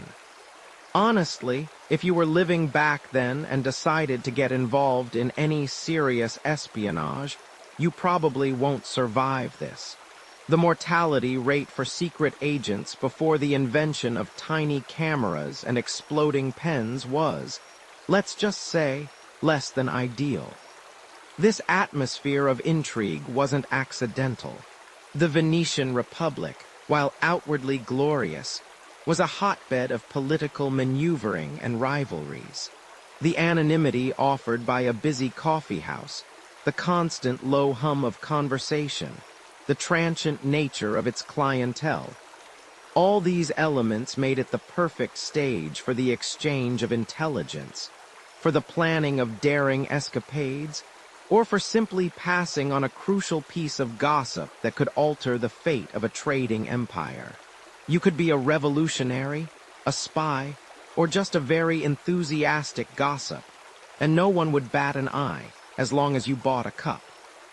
Historians still argue whether these coffee houses were primarily innocent social hubs that merely facilitated clandestine activities, or if they were, in fact, deliberately cultivated by various factions as primary theaters for their secret dealings. Was it a natural evolution, or a strategic manipulation of a burgeoning social trend? You can almost hear the dusty academics, quill pens poised, debating the precise level of intentionality behind every hushed word. As you finish your rich, dark brew, the bitter taste lingering on your tongue, you understand the power of this particular brew in this particular city. It wasn't just about the caffeine jolt. It was about the communal space it created, a space of both anonymity and intense connection. It was where the world, with all its secrets and ambitions, came to simmer and eventually boil over. The coffee houses of Venice weren't just serving drinks. They were brewing the very essence of human ambition and often sedition. From the grand Enlightenment ideas in Paris to the hushed, vital secrets of Venice, coffee's path as a social catalyst is undeniable. Each sip a potential spark for a revolution, large or small. You're drifting through the narrow, lamplit calle of Venice, the air thick with the scent of damp stone and a faint, alluring whiff of roasted beans. The ripple of water against gondola hulls is your only constant companion, a hushed rhythm against the frantic beat of your own heart. Ahead, a sliver of warm light spills from a discreet doorway, hinting at a refuge from the chilling labyrinth outside. This, my friend, is where the real game is played. You push the heavy velvet curtain aside, and the world shifts. The murmur of voices, the clink of porcelain, the rich, dark aroma of coffee, it's a sensory embrace, lulling you into a false sense of security. But make no mistake, every shadowed face, every half-heard whisper, every casual flick of a wrist could mean the difference between life and, well, let's just say you probably won't survive this if you can't read between the lines of a spilled espresso. You find a small, secluded table, the kind nestled deep within the velvety shadows of the room, far from the too bright chandelier. The scent of coffee, that bittersweet alchemy, seems to cling to the very fabric of the ornate tapestries that line the walls, a silent witness to countless hushed conversations. Venice, you see, was never just a city of canals and carnival masks. It was a vast, intricate web of trade routes and diplomatic maneuvers, a veritable crossroads of empires. And wherever information flows, so too does the need for secrets. The Venetian Republic, ever vigilant, ever suspicious, cultivated a pervasive network of informants. The infamous Council of Ten, and their even more dreaded state inquisitors cast long, icy shadows over every public square and private salon. This pervasive paranoia meant that overt acts of dissent were swiftly, brutally crushed. So where did the whispers go? Where did the seeds of rebellion, the forbidden ideas, the dangerous truths find fertile ground to sprout? In the very places designed for casual socializing, the coffeehouses. These establishments, remember, were still relatively new, and their novelty provided a veneer of innocence. Who would suspect a den of intrigue beneath the guise of a place where one simply enjoyed a stimulating brew? Yet, as you sip your dark, invigorating coffee, you realize the air crackles with an almost palpable tension. Every patron seems to be performing a subtle dance, an elaborate charade of casual indifference. You might see a merchant haggling over prices with a subtle shift of his gaze, indicating something far more valuable than silk or spice. Over there, a scholar pores over an ancient text, but his fingers tap out a rhythm against the table that's clearly a complex code. The coffeehouse, with its constant ebb and flow of humanity, its acceptable level of background noise, became the perfect conduit. It was a place where you could be seen, and therefore appear innocuous, while simultaneously engaging in activities that, if discovered, would earn you a one-way trip to a damp Venetian dungeon. The information exchanged here was not always grand political intrigue, though certainly plenty of that occurred. It could be a new, dangerous scientific theory, hot off the presses from a clandestine printer in Amsterdam, carefully passed from hand to hand under the table. Perhaps it was a map detailing a rival's shipping routes, scribbled on a napkin and then subtly nudged across the polished wood. Or maybe, just maybe, it was a fragment of a philosophical text, one that dared to question the divine right of kings or the absolute authority of the church. Imagine, for a moment, a particularly ingenious method. A sugar cube, seemingly innocuous, with a single, crucial word etched onto its surface, destined to dissolve silently in a cup of coffee and be consumed along with the message. A message so fleeting, so ephemeral, that only the intended recipient would ever truly see it, before it vanished without a trace, leaving only the taste of sweetness and a hint of danger. It certainly beats trying to communicate via carrier pigeon in a city full of canals, doesn't it? The vibrancy of the coffee-induced alertness, that sharpened focus we talked about earlier, wasn't just good for intellectual debate. It was essential for the high-stakes game of espionage. You needed to be quick-witted, your senses finely tuned to catch every nuance, every suspicious glance. Because while you were busy trying to decipher the coded coughs of the man at the next table, someone else might be watching you. Mainstream historical fact tells us that the Venetian Republic's internal security apparatus was one of the most sophisticated and feared of its time, deeply permeating all levels of society. Every gondolier, every market vendor, every seemingly harmless old woman knitting by the window could, potentially, be an informant. The stakes were incredibly high, and the penalties for treason or sedition were brutal. This shadowy aspect of Venetian coffeehouses adds a fascinating layer to their history. Were they truly the rampant hubs of conspiracy that popular imagination, fueled by dramatic tales, often portrays? Historians still argue whether the perceived level of widespread espionage and secret societies within Venetian coffeehouses was a reality, or largely a product of exaggerated fears and romanticized accounts. Was it a constant, bustling network of spies, or more a collection of isolated, desperate exchanges, magnified by the pervasive paranoia of the state? Perhaps it was a little of both, a subtle dance of caution and daring played out nightly beneath the warm glow of the lamps. As the hour grows late and the coffee house slowly empties, you're left with the lingering scent of roasted beans and the echo of hushed voices. The canals outside shimmer in the moonlight, reflecting a city that, even in slumber, guards its secrets fiercely.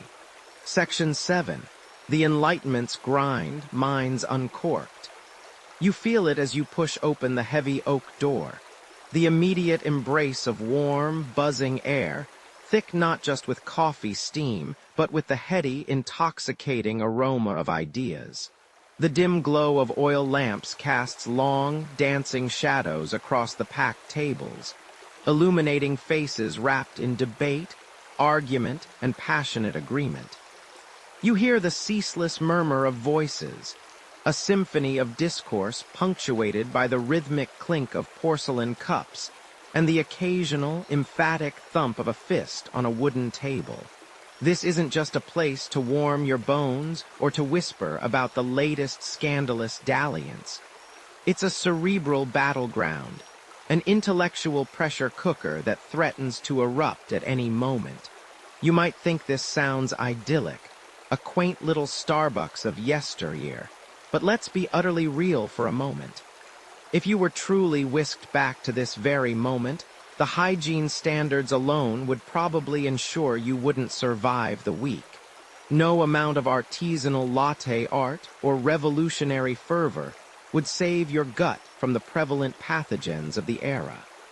But setting aside the less glamorous realities of 18th century plumbing, you stand amidst a profound shift.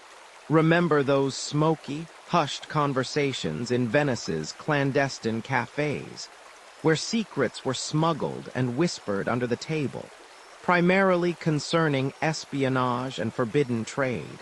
Here, in the very heart of the Enlightenment, the secrets aren't about state espionage, but about the very nature of humanity, the ideal forms of governance, and the often radical re-examination of God and faith. They're not whispered. They're shouted, debated, dissected, and articulated with an almost manic energy, all fueled by that dark, invigorating liquid bubbling in countless pots. You see tables packed with men, and yes, despite the burgeoning calls for universal reason, this era still has its deeply ingrained blind spots, though some truly daring women do occasionally venture in, often accompanied by male relatives. They are hunched over dog-eared newspapers, revolutionary pamphlets, and handwritten manuscripts, their brows furrowed in concentration, their eyes alight with the thrill of intellectual discovery. Over in that corner, perhaps, you catch a familiar, sharp profile, none other than Voltaire himself, famously observed to be quibbling about everything from the inherent absurdities of absolute monarchy to the hypocrisies of organized religion, his wit as scalding as the coffee in his cup. He was, by all accounts, practically a permanent fixture in these establishments, transforming the simple act of drinking coffee into a profound philosophical exercise, a conduit for his relentless stream of consciousness. Did you know that some of the more progressive coffee houses of the era actually had designated scribbling rooms? These were communal spaces where patrons could freely jot down their thoughts, often leading to impromptu public readings and lively debates. It was, in essence, an early form of an open mic night for intellectual revolution, though thankfully, with significantly less terrible poetry and a far greater emphasis on calls for genuine societal restructuring. And you can safely assume the coffee was almost certainly superior. The true genius of the coffee house, you begin to grasp, lies in its astonishing accessibility. Unlike the formal, exclusive salons of the aristocracy or the cloistered, dusty universities that guarded knowledge jealously, these bustling establishments are remarkably open. For the cost of a mere penny here in London, or a few sous over in Paris, you are granted entry to a world where the rigid lines of social status begin to gloriously blur. A pragmatic merchant can find himself arguing the finer points of John Locke with a renowned philosopher, while a struggling playwright might swap radical new theories with a respected doctor. The traditional hierarchy of knowledge, so stubbornly rigid and stratified elsewhere, begins to crumble under the stimulating, almost democratizing effect of caffeine. It's a powerful leveling agent, a liquid equalizer that fosters genuine intellectual exchange. Contrast this with alcohol, the traditional social lubricant of the preceding centuries, which often tended to dull the senses, lower inhibitions to the point of stupor, and frequently led to nothing more productive than boisterous brawls or incoherent drunken ramblings. Coffee, on the other hand, sharpened the mind, stoked intellectual fervor, and fostered articulate, if sometimes wildly impassioned, debate. You are witnessing, with every sip and every overheard fragment of conversation, the very birth of what we now refer to as the public sphere. A vital, dynamic space where reason, rather than inherited birthright or religious dogma, holds significant sway. Imagine these earnest, powdered-wigged gentlemen trying to wrap their minds around the concept of Twitter. So, you condense your profound, world-changing thoughts into a mere 280 characters, and then someone replies to your philosophical treatise with a picture of a cat. Their wigs would literally, and quite understandably, fly clean off their heads. Historians still robustly argue whether the coffee house merely served as a convenient mirror, perfectly reflecting the intellectual currents of the Enlightenment, or if it actively functioned as a powerful forge, painstakingly shaping and dramatically accelerating them. Was it simply a passive reflection of the burgeoning intellectual landscape? Or did the very atmosphere, the unique communal nature of the space, and the stimulating properties of the beverage itself, actively foster the distinctive brand of rational inquiry and radical thought that would come to define this transformative era? You realize with a sense of awe that this intellectual grind isn't just an academic exercise. It is profoundly, inherently subversive. Every reasoned argument against the abuses of absolute monarchy, every fervent discussion about the fundamental rights of the individual, every pointed critique of deeply entrenched dogma. Each of these intellectual sparks is a deliberate, precise chip away at the crumbling edifice of the old order. The revolutionary ideas born, nurtured, and passionately debated in these bustling, fragrant rooms will not remain confined within their walls. They will, inevitably, spill out onto the cobblestone streets, first as anonymously published pamphlets, then as organized, increasingly vocal protests, and finally with a roar as full-blown revolutions. The seismic shifts of the French Revolution, the fervent desire for independence in the American colonies. These were not sudden, inexplicable eruptions of discontent. No, you perceive them as the slow, steady, relentless percolation of ideas, patiently brewed over decades in countless coffee cups, absorbed and disseminated by an ever-growing thirst for knowledge and liberty. The coffee house, you now understand with absolute clarity, isn't merely a building. It is a tirelessly efficient engine, a tireless machine churning out dissent and intellectual awakening, one stimulating, mind-expanding conversation at a time. It is where the abstract, often ethereal concept of liberty ceased to be a mere philosophical musing confined to dusty tomes, and began its unstoppable journey towards becoming a tangible, revolutionary demand. You can almost feel the faint tremors of profound societal change vibrating through the floorboards beneath your very feet. And you know, for all their talk of reason and liberty, if someone had dared to suggest a decaffeinated brew, you'd probably have witnessed a full-blown philosophical riot. Some things, even in the age of reason, are just universally sacred. You'll see how the continuous coffee-fueled intellectual buzz relentlessly chipped away at traditional power structures. You sit, now, in a dimly lit corner of a bustling coffee house, the air thick with the scent of roasted beans and fervent discussion. The clatter of ceramic cups and the murmur of 100 voices form a symphony of dissent, a quiet hum that, over centuries, became a roar. You're watching the very fabric of society being rewoven, thread by coffee-stained thread. Gone are the days when news trickled down from pulpits and royal decrees, carefully curated and often distorted. Here, in this democratic crucible, information doesn't just flow, it explodes. Pamphlets are passed hand to hand, newspapers are read aloud, and arguments erupt, fueled by caffeine and conviction. You realize with a slight shiver that if you'd lived back then and voiced opinions too loudly in certain establishments, you probably wouldn't survive this. Or at least, you'd be having a very uncomfortable chat with someone in a fancy uniform.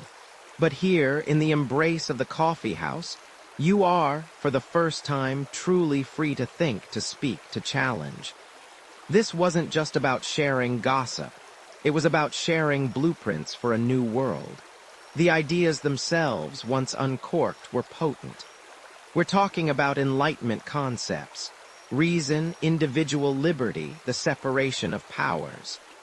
Imagine, for a moment, a group of earnest young men, perhaps a bit too loud for the early morning, debating Rousseau's social contract over lukewarm brews. It wasn't merely academic. These were the radical notions that would soon rattle thrones across Europe. Public opinion, a concept barely conceived before these establishments, began to solidify within their walls. Satire, sharp and witty, flourished. Did you know that some coffee houses even had designated scribbling tables where patrons could jot down their lampoons and critiques, often anonymously, to be passed around. It's true. It was the 18th century equivalent of an anonymous online forum, but with significantly better coffee and no cat memes. Probably. The political cartoons and satirical poems born in these places, often crude but always cutting, became powerful weapons against the pomp and pretense of the aristocracy. It's almost like they were saying, "You think you're so grand. Well, we think your wig is askew, and your policies are even worse." Naturally, the authorities didn't exactly send thank you notes for this intellectual ferment. They tried to shut them down, impose taxes, even send spies to listen in on conversations. Remember how they tried to ban coffee in the Ottoman Empire, fearing its subversive potential? Well, that fear only intensified in Europe. They recognized the threat. An informed, opinionated populace was far harder to control than a complacent one. Historians still argue whether the coffeehouses were the primary drivers of revolutionary sentiment or simply incubators for ideas already simmering. But what's undeniable is their role in democratizing access to information and fostering a climate where questioning authority became not just acceptable, but fashionable. They were the world's first public, unmoderated town halls, and the constant hum of intellectual activity within their walls was a continuous, subtle chipping away at the foundations of absolute power. It's a bit like watching a very slow motion, very caffeinated earthquake. Section 8, American Colonies, Taxation and Treason. You step off the cobblestones of a bustling colonial street, the scent of roasting beans pulling you into the warm embrace of a Boston coffeehouse. It's a far cry from the opulent Parisian salons we just left, isn't it? Here, the air hums not with the refined whispers of philosophers, but with the gritty, urgent murmur of discontent. The low ceiling, darkened by years of tobacco smoke and forgotten candlelight, seems to press down, containing the brewing storm. Wooden tables, scarred by countless elbows and passionate fists, groan under tankards of dark brew, alongside stacks of broadsides and pamphlets. You watch as a group of men, their faces etched with a peculiar blend of determination and fatigue, lean in close, their voices dropping to a conspiratorial hush. The clinking of porcelain and the murmur of conversation are merely a thin veil over the simmering anger. You sip your coffee, probably not as fancy as what they had in Venice, mind you, but it's doing the trick, and feel the buzz start. It's not just the caffeine, it's the palpable energy of shared grievance. This isn't just a place to get a warm drink. It's where ideas, dangerous and exhilarating, are forged in the heat of debate. Imagine for a moment being one of these colonists. Your life is dictated by a distant king and a parliament across an ocean. And frankly, they're making some rather unpopular decisions about your tea, your sugar, even the paper you write on. And if you speak too loudly, if you look at the wrong person the wrong way, well, let's just say, you probably won't survive this if you're not careful. The hangman's noose is a rather persuasive argument for silence. The colonial coffeehouse, you see, quickly inherited the subversive spirit of its European predecessors, but with a uniquely American twist. It became the unofficial parliament of the people, a democratic counterpoint to the distant royal decree. In places like Boston's Green Dragon Tavern, which, despite its name, also served coffee and functioned very much like a coffeehouse, men like Paul Revere, Samuel Adams, and John Hancock met, not just to socialize, but to strategize. This is a mainstream historical fact. The Green Dragon, often called the headquarters of the Revolution, was where the Sons of Liberty gathered. They planned boycotts, organized protests, and whispered about secession long before anyone dared utter the word publicly. You can almost hear the faint scrape of chairs as someone pushes back to pace, agitated, while another sketches crude maps on a stained napkin.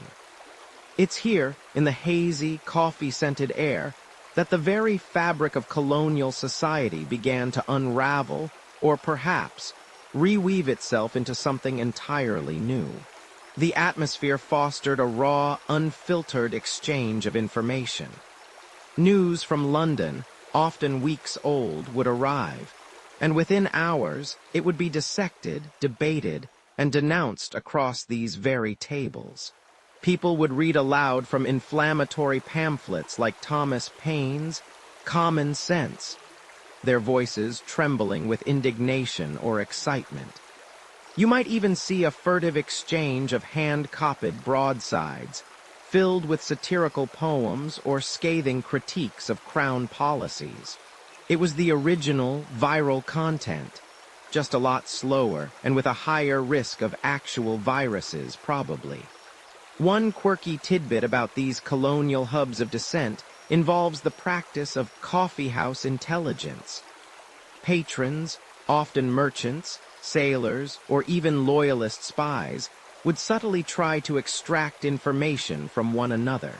It was a game of wits, where a seemingly innocent question about shipping routes could mask a deeper inquiry into troop movements or political sentiments.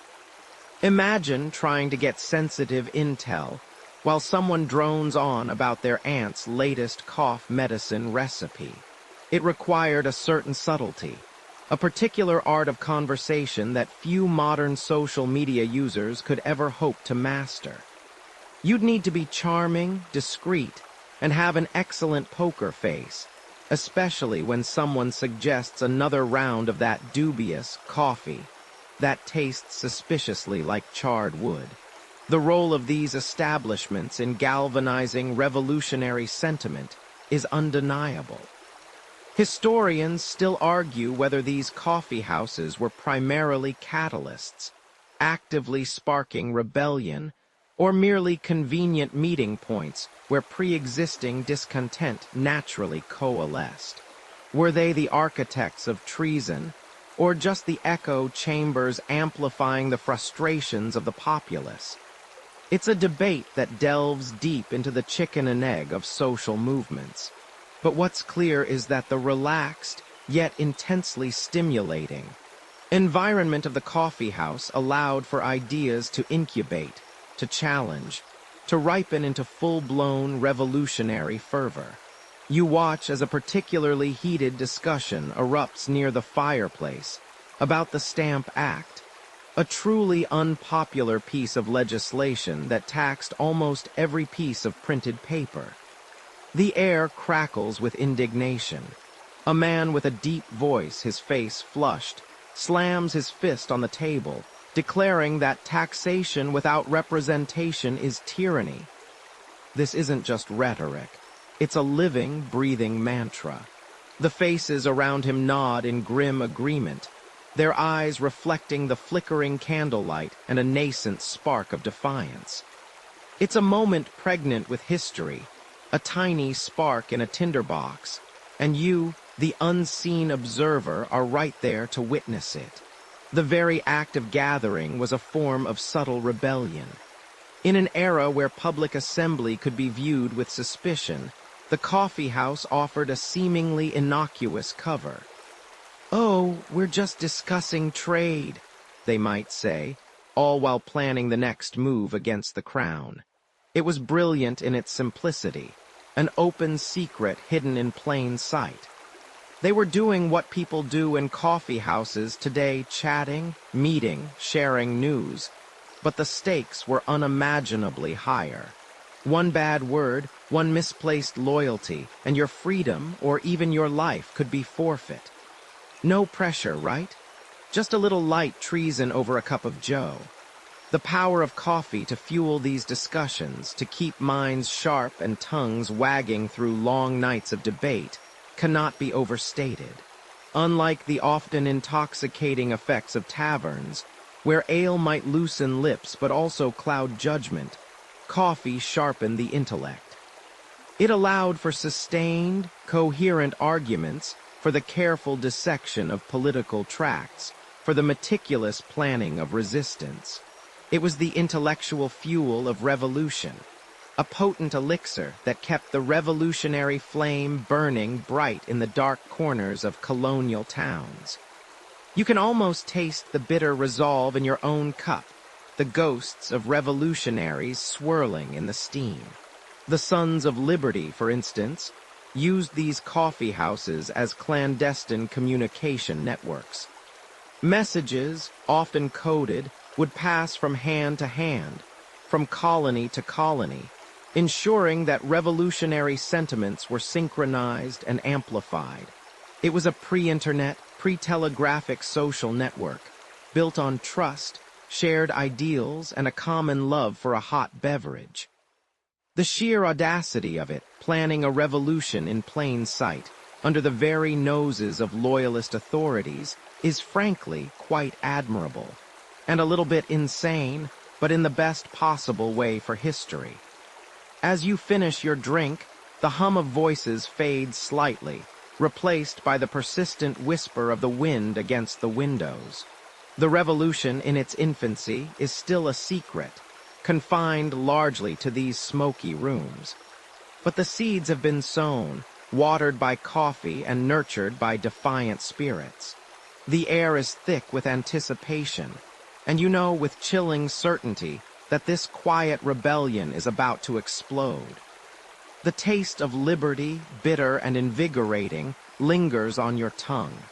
Explore the crucial function of coffee houses in colonial America as meeting grounds for patriots plotting rebellion against British rule. You push open the heavy wooden door, the scent of roasting beans, dark and rich, wrapping around you like a conspirator's cloak. It's a chill evening in Boston, 1770, and the low murmur inside the coffee house is a symphony of hushed whispers and clinking ceramic.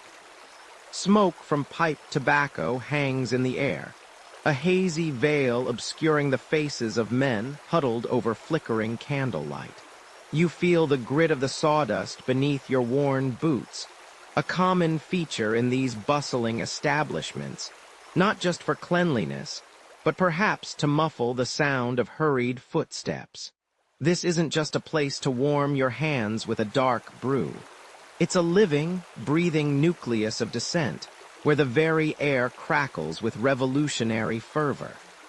Of course, if you were actually caught here, openly plotting against the crown, your neck might get a little stretched.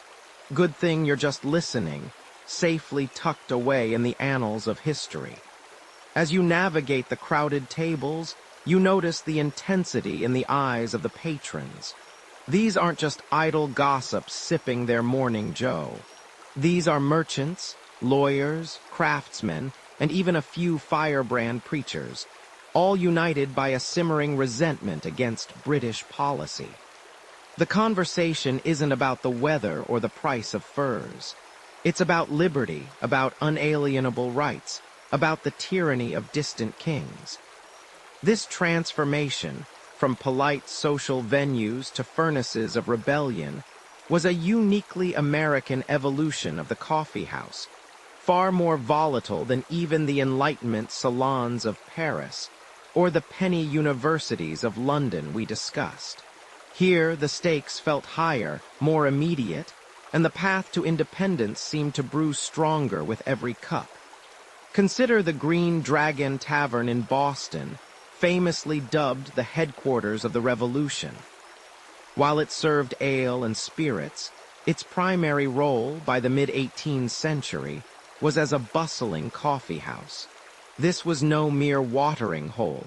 It was the clandestine meeting place for the Sons of Liberty, the very cradle of American independence. You can almost hear the fiery pronouncements of Samuel Adams, the strategic plans whispered by Paul Revere, the methodical arguments of Joseph Warren. It was within these very walls, fueled by caffeine and a shared sense of injustice, that the plans for the Boston Tea Party were meticulously laid. Imagine the tension as these men, risking everything, debated the precise timing, the disguise, the very audacity of their defiant act against the British East India Company's tea. The irony, of course, is that they were pouring tea into the harbor while likely downing coffee inside. A revolutionary's gotta have their caffeine, right? The colonists, you see, had developed a particular aversion to tea, not just because of the taxes, but because it had become a potent symbol of British oppression. The Boston Tea Party wasn't just about the tax. It was about the monopoly, about being told what they could drink, what they could consume, what they could think. Coffee, therefore, naturally became the drink of patriots, a liquid declaration of independence. Drinking tea became an act of loyalism, even betrayal in some circles. It truly was a brew for two sides. And while the Sons of Liberty's meetings at the Green Dragon are a mainstream historical fact, a quirkier tidbit reveals the extent of their secrecy. They often had specific code words or hand signals to identify members, changing them frequently to avoid British spies who might try to infiltrate their gatherings. You might, for example, be asked about a specific shipment of molasses as a coded way to verify your identity before being admitted to the inner circle. Beyond Boston, coffee houses across the colonies echoed this pattern. In Philadelphia, places like the City Tavern and the London Coffeehouse served as informal venues for delegates to the Continental Congress, before and after their official sessions. Imagine John Adams, Thomas Jefferson, and Benjamin Franklin, not just debating on the floor of Independence Hall, but hashing out the finer points of self-governance over steaming mugs of coffee. The less formal setting encouraged more frank and often more passionate discourse, allowing ideas to ferment and solidify outside the rigid parliamentary structures. These weren't just places for news to disseminate. They were news factories where opinions were forged and calls to action were amplified. The speed with which information and revolutionary pamphlets spread, passed from hand to hand in these establishments, was astonishing for the era. Historians still argue whether the Stamp Act protests truly ignited the coffeehouse fervor, or if the seeds of dissent were already firmly planted in the bottom of their mugs, nurtured by years of growing resentment. What's undeniable is the symbiotic relationship. The coffeehouses provided the physical space and social atmosphere for political discussion, and the escalating tensions with Britain provided the fuel for those discussions to become revolutionary. The very act of gathering outside established taverns or government buildings, in a space that felt more public yet simultaneously private, fostered a unique sense of community and shared purpose. It was a place where ordinary citizens could feel like they were part of something monumental, something larger than themselves. In New York City, establishments like the Merchants Coffee House played a similar role. It was here that many of the city's early committees of correspondence met, drafting letters and resolutions that would spread the revolutionary message throughout the colonies. You can almost feel the scratch of the quill on parchment, the frantic pace of writing by candlelight, as these men meticulously crafted messages that would ignite the passion of their fellow colonists hundreds of miles away. These coffee houses were, in essence, the Internet of the 18th century, a network of information exchange that bypassed official channels and allowed a grassroots movement to flourish. They were the original social media platforms, only instead of likes and shares, you got declarations of independence and whispered plans for rebellion. And probably fewer cat videos, though one can't be entirely sure. The architecture of these spaces often facilitated their clandestine function.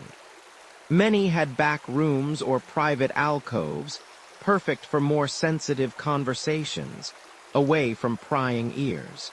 The general din of the main hall provided a kind of white noise, an acoustic cloak for the whispers of treason. You'd think that with all the plotting going on, the British authorities would have simply shut them all down.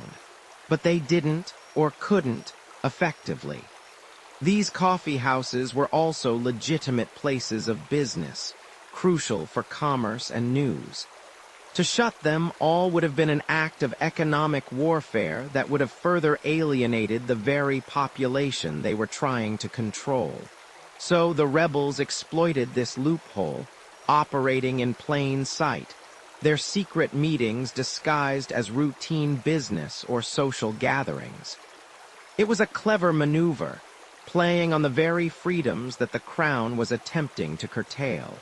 The aroma of brewing coffee, so innocent on its own, became the scent of revolution. Section 9. Boston's Green Dragon, Freedom's Roar. You feel the biting North Atlantic wind whip around you, even here, nestled amongst the cobblestone streets of Boston. The air, thick with the scent of salt, fish, and damp wood, presses in, threatening to steal the warmth right from your bones. But then, a beacon. A soft, inviting glow spills from a window, painting a rectangle of welcome onto the grimy street. The rumble of voices, a hearty laugh, and the distinct aroma of roasted beans and simmering molasses reach your nose. Ah, the Green Dragon Tavern. To step inside is to step into the very crucible of a revolution, a place where the simple act of ordering a cup of coffee could inadvertently sign your death warrant. You probably won't survive this, by the way. Just a heads up. You glance over your shoulder, a nervous habit perhaps, but here, in this powder keg of colonial discontent, it's a necessary precaution. Every shadow seems to hold a redcoat, every creak of the floorboards a spy. The door creaks open, groaning like an old sailor's knee, and you're immediately enveloped in a smoky haze, a symphony of clinking tankards, hushed whispers, and the crackle of a roaring fire. The Green Dragon isn't fancy, not like those gilded Parisian salons we dipped into, remember? No, this is a working man's establishment, robust and unpretentious, designed for serious business, even if that business is rebellion. Rough-hewn wooden tables bear the scars of countless elbows and spilled ale, etched with forgotten initials, and the ghostly rings of countless mugs. Lanterns cast long, dancing shadows on the low ceiling, making the faces gathered around each table look like conspiratorial phantoms. It smells of tobacco and rum, but always, underneath it all, that earthy, stimulating scent of coffee, brewing in vast iron pots, providing the necessary jolt for long nights of subversive chatter. It's the kind of place where a spilled drink could accidentally ignite a political debate, or a fist fight, or both, simultaneously. This isn't just a pub where folks unwind after a long day of, well, probably getting taxed into oblivion by the Crown. Oh no, this is the unofficial headquarters, the beating heart of colonial dissent. The Sons of Liberty, those fiery-eyed patriots, practically had a standing reservation here, a secret room tucked away, where the whispers were even lower and the stakes even higher. You can almost see Samuel Adams, his brow furrowed, gesturing emphatically, a half-empty mug of coffee cooling beside his clenched fist. He's probably explaining, for the 10th time, why no taxation without representation isn't just a catchy slogan for a protest poster, but a fundamental right being trampled underfoot, a principle worth risking everything for. You listen in, leaning a little closer, and it feels like the very air is crackling with the electricity of impending change. One mainstream historical fact you'll definitely pick up on. The Green Dragon Tavern was indeed famously known as the headquarters of the Revolution. And it was here, within these very walls, that much of the planning for the Boston Tea Party took place. Imagine a cup of Java, a few hushed words, and boom, an entire cargo of tea ends up as fish food in Boston Harbor. Bet those British customs officers weren't too pleased about that. They probably needed a strong cuppa to calm their nerves after that. And here's a quirky tidbit that might make you chuckle, or at least raise an eyebrow. Apparently, the Green Dragon had a rather unique way of signaling secret meetings. Sometimes they'd place a specific candle in a certain window, or even hang a particular type of lantern outside, a silent beacon to those in the know. It was like their own colonial bat signal, only instead of a caped crusader swooping in, you got a bunch of angry merchants ready to dump tea or discuss boycotts. You have to wonder how many innocent delivery drivers, just trying to find the nearest tavern, accidentally stumbled into a Sons of Liberty meeting because they mistook the secret signal for a "we're open" sign. Oh, is this where I pick up my barrel of molasses? Wait, why are you all whispering about liberty and muskets? It must have been an awkward moment. Historians still argue whether every single detail of every major revolutionary act was hatched solely within these walls, or if the Green Dragon merely served as one of many vital rendezvous points in a network of revolutionary thought. Some argue it was more a propaganda hub, a place to rally the troops and spread the word after the plans were already solidified elsewhere. But either way, its symbolic power was immense. It was a place where common folk and prominent figures mingled, a true melting pot of revolutionary fervor, proving that you didn't need a fancy uniform or a noble title to ignite the flames of freedom. It was also, quite frankly, a really good place to get a decent cup of coffee in a town where most people were still drinking weak ale for breakfast. I mean, who wants to overthrow a monarchy on an empty stomach and a hangover? That's just bad strategy, terrible for morale, and probably gives you a headache. You see Paul Revere, not just the guy from the famous poem, but a living, breathing silversmith, his hands still smudged with metal filings, drawing crude maps on the back of a napkin, pointing out routes for his famous ride, discussing the placement of lanterns in the Old North Church. The discussions here weren't academic debates in a gilded cage. They were gritty, urgent, practical. They were about boycotts, about defiance, about the very real possibility of hanging for treason. Every clink of a glass, every murmur, seems to carry the immense weight of a fledgling nation's future. The air buzzes with an intoxicating blend of fear and exhilarating hope, a cocktail of caffeine and courage. This isn't just a coffee house. It's a powder keg, steadily being filled, one coffee-fueled conversation at a time, until it was ready to blow. The whispers here are louder than any royal decree from across the ocean, reverberating with the promise of a new dawn. You absorb the scene, realizing that the simple act of gathering, of sharing a drink, of engaging in uncensored conversation, became a powerful weapon against an empire. The Green Dragon wasn't just a building. It was an incubator for American identity, a place where disparate grievances coalesced into a unified roar for independence. You watch as a burly sailor, his face weathered by Atlantic gales, listens intently to a well-dressed merchant, both united by a shared sense of injustice and a thirst for self-determination, their differences melting away in the shared warmth of the fire and the shared purpose. The aroma of coffee, once a luxury, has now become the very scent of liberty. It permeates the wood, the very fabric of the building, a constant reminder of the audacious dreams being brewed here, percolating slowly towards a boil. The rhythm of the conversations, low and urgent, is almost hypnotic, a lullaby of rebellion. And as you prepare to leave this historical vortex, you can practically hear the creaking of the ship masts in the nearby harbor, the rustle of tea leaves as they hit the water, and the distant, growing rumble of a revolution that, thanks in part to places like this, was about to truly ignite. The die, my friend, is cast, and it smells wonderfully of dark roast and a hint of gunpowder. You shiver, pulling your threadbare cloak tighter against the biting Boston wind.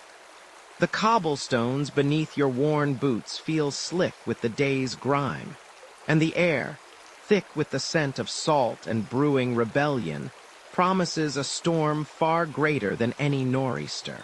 Your destination? Not a warm hearth, not a quiet bed, but a place where whispers forge the future, the notorious Green Dragon Tavern. You push through the heavy wooden door and the cacophony hits you. The low hum of hushed conversations, the clinking of ceramic mugs, the occasional burst of raucous laughter, all mingling with the earthy scent of ale, tobacco, and the faintest hint of that dark, invigorating brew coffee. It's late, but the tavern is still buzzing, a hive of clandestine activity disguised as convivial gathering. Lantern light casts dancing shadows on the rough-hewn walls, illuminating faces etched with determination, suspicion, and a healthy dose of fear. You weave through the crowded tables, dodging a particularly enthusiastic fellow who nearly sloshes his ale all over your boots. "Mind yourself, patriot," he booms, then winks, and you realize everyone here, even the tipsy ones, is in on the secret. And make no mistake, it is a secret, one so profound, so dangerous, that if it ever truly got out, if British ears ever truly heard what was being planned within these very walls, well, let's just say your personal 5-year plan might need a significant revision. In fact, if you're caught associating with these revolutionary types, you probably won't survive this without a lengthy, involuntary trip across the Atlantic, possibly in chains. Not exactly the grand tour you envisioned, eh? This isn't just any tavern. This is the very heart of the American resistance, often dubbed the headquarters of the revolution by those who knew its true purpose. Down in the cellar, under the very floorboards you now tread, the Sons of Liberty held many of their most critical meetings. Imagine it. Figures like Samuel Adams, Paul Revere, and Dr. Joseph Warren huddling in the gloom, their voices low, their plans bold, their resolve hardened by every cup of cheap, bitter coffee and every tankard of watered-down ale. This isn't your grand, dramatic signing of a declaration. This is the gritty, late-night, spit-on-the-floor work of rebellion. It's where Paul Revere overheard the British troop movements that prompted his famous ride, a mainstream historical fact that underscores the tavern's central role. He wasn't just grabbing a pint. He was gathering intelligence, the lifeblood of any uprising. The Green Dragon, with its dark, foreboding name, wasn't just a meeting place. It was a symbol, a beacon for those who craved liberty. Its very architecture seemed to lend itself to secrecy. There were rumors, of course, of hidden passages and secret compartments, whispers that you could slip away through a forgotten door if the redcoats ever came knocking too loudly. While no definitive, fully functioning secret tunnels leading out to the docks have ever been scientifically proven to exist. A real shame. Wouldn't that be a fantastic quick escape route? The very belief in them, the quirky tidbit of local legend, added to the tavern's mystique and reputation as an impregnable fortress of sedition. It made the patriots feel safer, and probably made any lurking British spies sweat a little more. You can almost feel the weight of those unspoken escape routes, the nervous energy that crackled in the air. And it wasn't always just the big names. Farmers, blacksmiths, merchants, sailors, they all found their way to the Green Dragon. They came not just to discuss grand philosophical ideals, but to coordinate boycotts, spread pamphlets, and organize protests. The infamous Boston Tea Party, that audacious act of defiance where a perfectly good brew went swimming, was, in part, planned right here. The details, the disguises, the very timing of it all, much of it was ironed out over the clinking of cups, probably with more than a few frustrated sighs and whispered oaths. Historians still argue whether the initial idea for dumping the tea was conceived by Samuel Adams over a particularly strong pot of coffee, or if it was a spontaneous outburst by a particularly fed-up sailor after too much rum. It's a delightful debate to imagine, isn't it? Perhaps it was simply a collective sugar rush from all the coffee and anticipation. The Green Dragon's central location, just off the docks and near the bustling North End, made it an ideal hub. Sailors brought news from distant ports, whispering of British crackdowns in other colonies. Merchants discussed the impact of new taxes, their faces grim. And always, always there was the coffee. While ale flowed freely, the stimulating black liquid kept minds sharp, debates animated, and eyes open late into the night. It was the fuel for the revolution's late-night strategy sessions, providing the sustained energy needed for arguments that could last for hours, dissecting every possible British countermove. You can almost taste the bitter, strong brew on your tongue, the lingering taste of resolve and desperate hope. The tavern acted as a kind of revolutionary incubator, where raw anger was refined into actionable plans. You feel it in the air, that tangible sense of purpose. This isn't just talk. This is the forge where ideas are hammered into weapons, where grievances are sharpened into demands. Every cough, every shuffle of feet, every low murmur feels pregnant with meaning. You watch a group in a far corner, their heads bent close, one man sketching furiously on a scrap of paper. Is it a map? A list of grievances? A detailed plan for stealing the British commander's favorite teacup? With these folks, anything's possible, especially if it annoys the crown. The Green Dragon wasn't merely a physical space. It was a psychological one, a sanctuary where dissent could breathe, where the shared grievances of a disparate people could coalesce into a unified roar for freedom. It was a place where ordinary citizens transformed into conspirators, and conspirators blossomed into revolutionaries. And as the night deepens, and the Boston winds howl outside, you realize that the warmth emanating from within these walls isn't just from the fireplace. It's from the collective, burning desire for independence. A desire fueled in no small part by countless cups of smuggled coffee. Section 10. French Revolution's mug, Liberty's call. You find yourself transported, not across an ocean this time, but across a few years and a mental landscape simmering with a different kind of discontent. The air in Paris hangs heavy, not just with the scent of revolutionary fervor, but with the rich, intoxicating aroma of coffee. Imagine, if you will, the narrow, winding streets of the Faubourg Saint-Germain, lamplight spilling onto cobblestones slick with a recent rain. You push open a heavy oak door, the faint chime of a bell announcing your arrival, and step into a warmth that isn't just from the roaring fireplace, but from the collective intellectual heat of 100 minds alight. This isn't a place for quiet contemplation. This is a crucible, a brewing storm. The murmuring hum hits you first, a low thrum of voices rising and falling, punctuated by the clatter of porcelain and the hiss of steam from a polished brass urn. You glance around, seeking a vacant seat, and notice every face seems etched with purpose, every gesture animated. Here, the powdered wigs of the aristocracy mingle, albeit nervously, with the earnest, unadorned heads of commoners, their shared addiction to the dark brew temporarily blurring the lines of social stratification. A waiter, impeccably dressed despite the growing unrest outside, navigates the crowded tables with an almost balletic grace, balancing a tray laden with steaming cups and small, sugar-dusted pastries. He knows, you realize, more secrets than a royal confessor.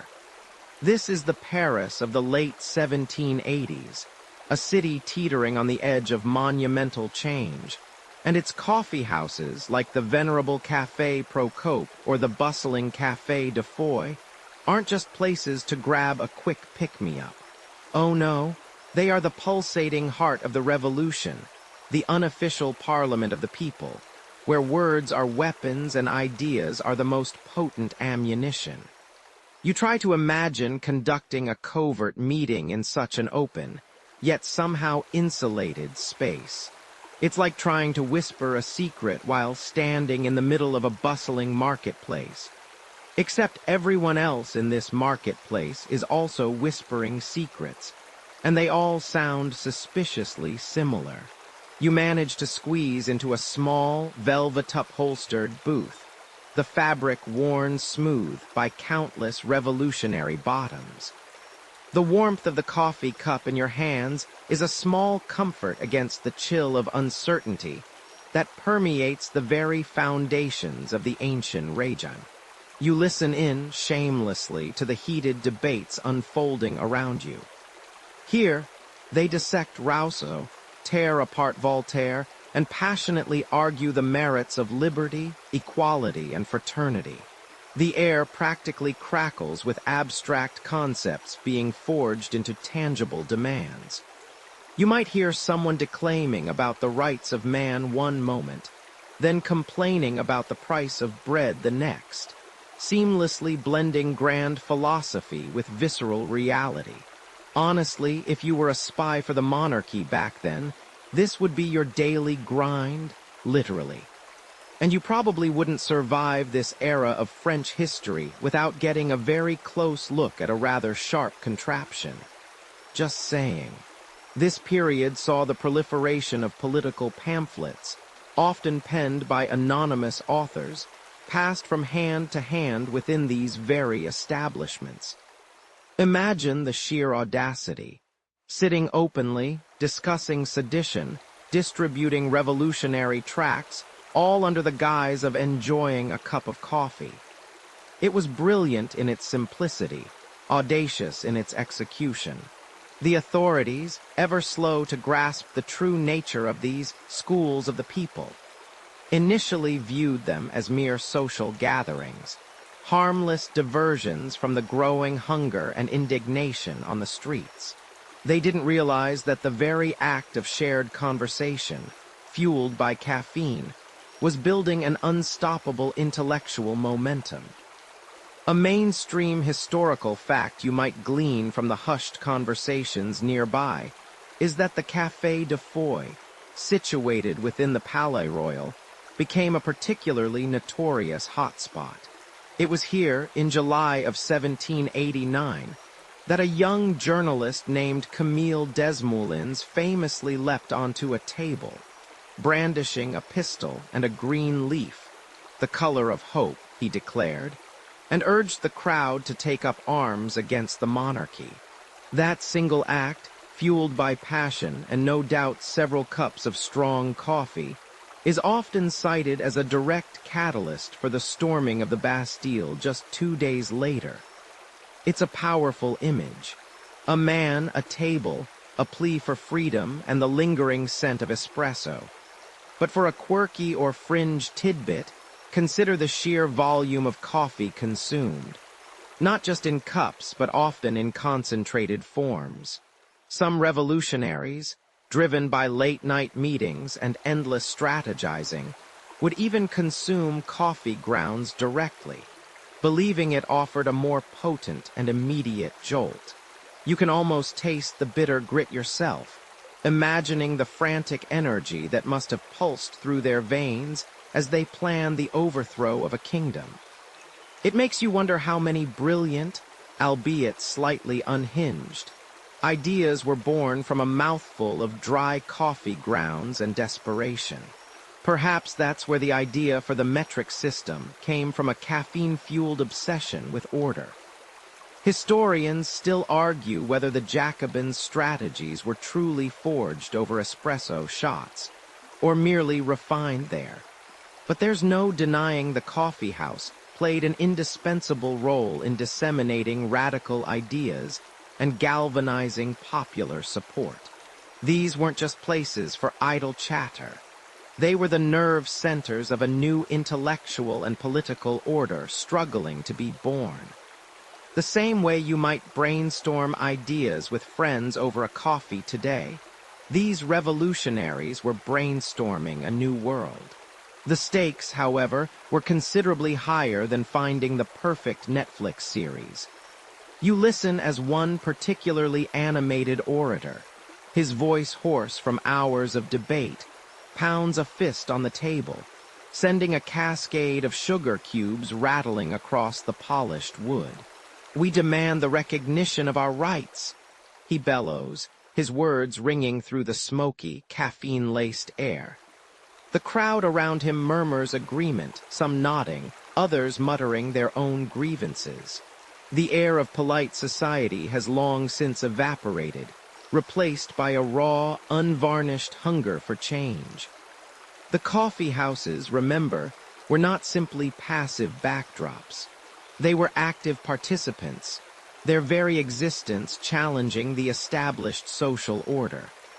They were places where a cobbler could argue philosophy with a count, where a revolutionary pamphlet could be read aloud, and where the seeds of a new republic were watered with dark, bitter brew.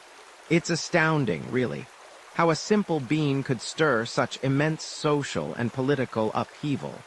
You'll witness how Parisian cafes became volatile epicenters, igniting the flames of the French Revolution. You feel the cobblestones vibrate beneath your worn boots, the air thick with the scent of cheap wine, stale tobacco, and a potent, almost electric tension. This isn't the Paris of gilded salons and polite society you might remember from Section 5. This is a city teetering on the brink, and its cafes, once mere havens for intellectual discourse, have become something far more dangerous. They are the roaring furnaces of revolution. You push open the heavy door of a bustling cafe near the Palais Royal, and the din of impassioned voices washes over you. Every table is occupied, every corner crammed with men gesticulating wildly, their faces flushed with argument and the heat of cheap coffee.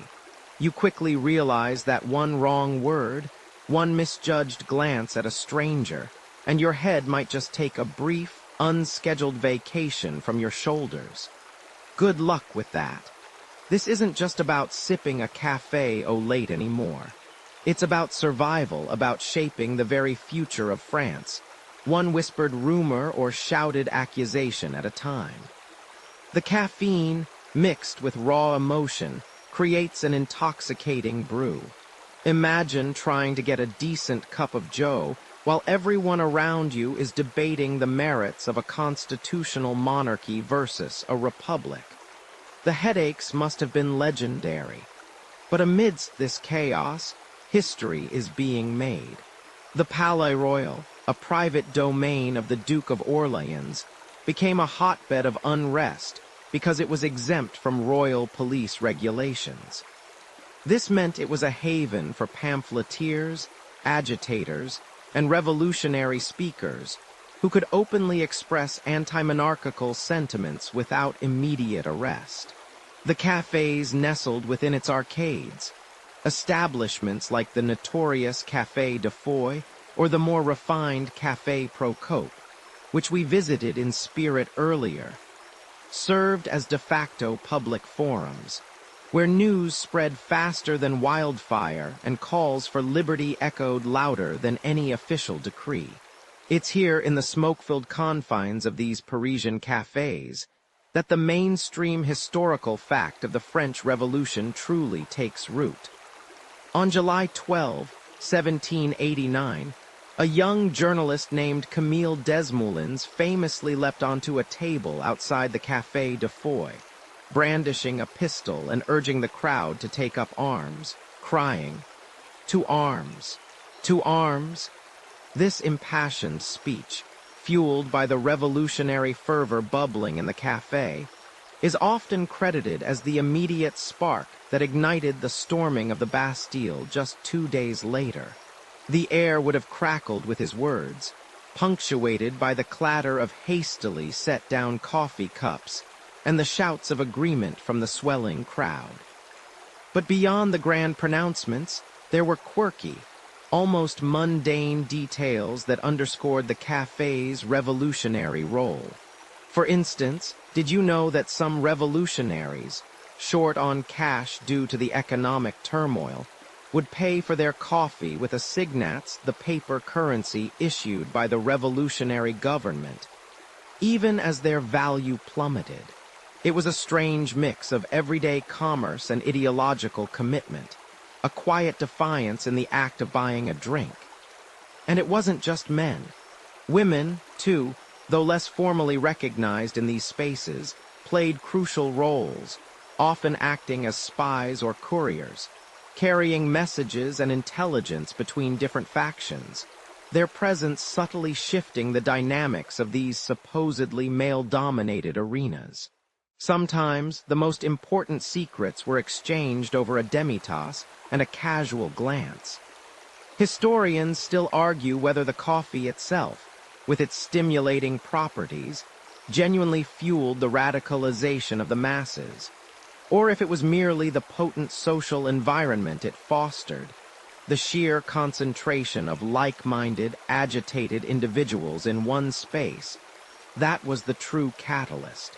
Was it the caffeine coursing through their veins, sharpening their arguments and lowering their inhibitions, or simply the lack of privacy that forced them to speak their minds, knowing they were among friends, or at least temporary allies? Perhaps it was a potent combination, the daily ritual of the brew becoming inextricably linked with the revolutionary spirit, each sip a small, defiant act. You can almost hear the low hum of conspiracy, the quiet clink of spoons against cups, providing a bizarre soundtrack to the unraveling of an empire. It's a testament to the power of a simple drink, transformed into a symbol of a monumental societal shift.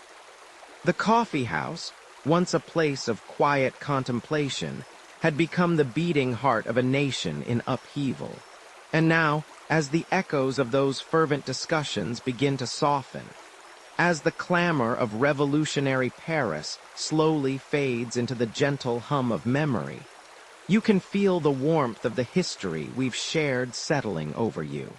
Imagine the quiet closing of those cafe doors, the last embers of the fire in the hearth glowing softly, casting long, peaceful shadows. The revolutionaries, the poets, the spies, they've all stepped away, leaving behind only the lingering scent of coffee and the faint whisper of untold stories.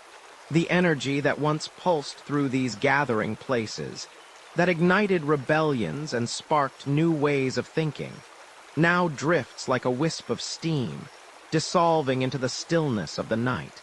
Think of the enduring legacy, not of the battles and the grand pronouncements, but of the simple act of coming together, sharing a moment, a thought, a dream over a humble cup.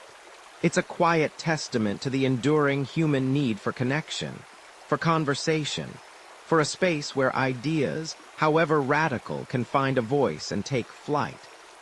The world has always changed, often in thunderous ways, but sometimes the most profound transformations begin in the quiet clinking of cups, in the murmur of shared secrets, in the gentle warmth that seeps into your hands from a porcelain mug.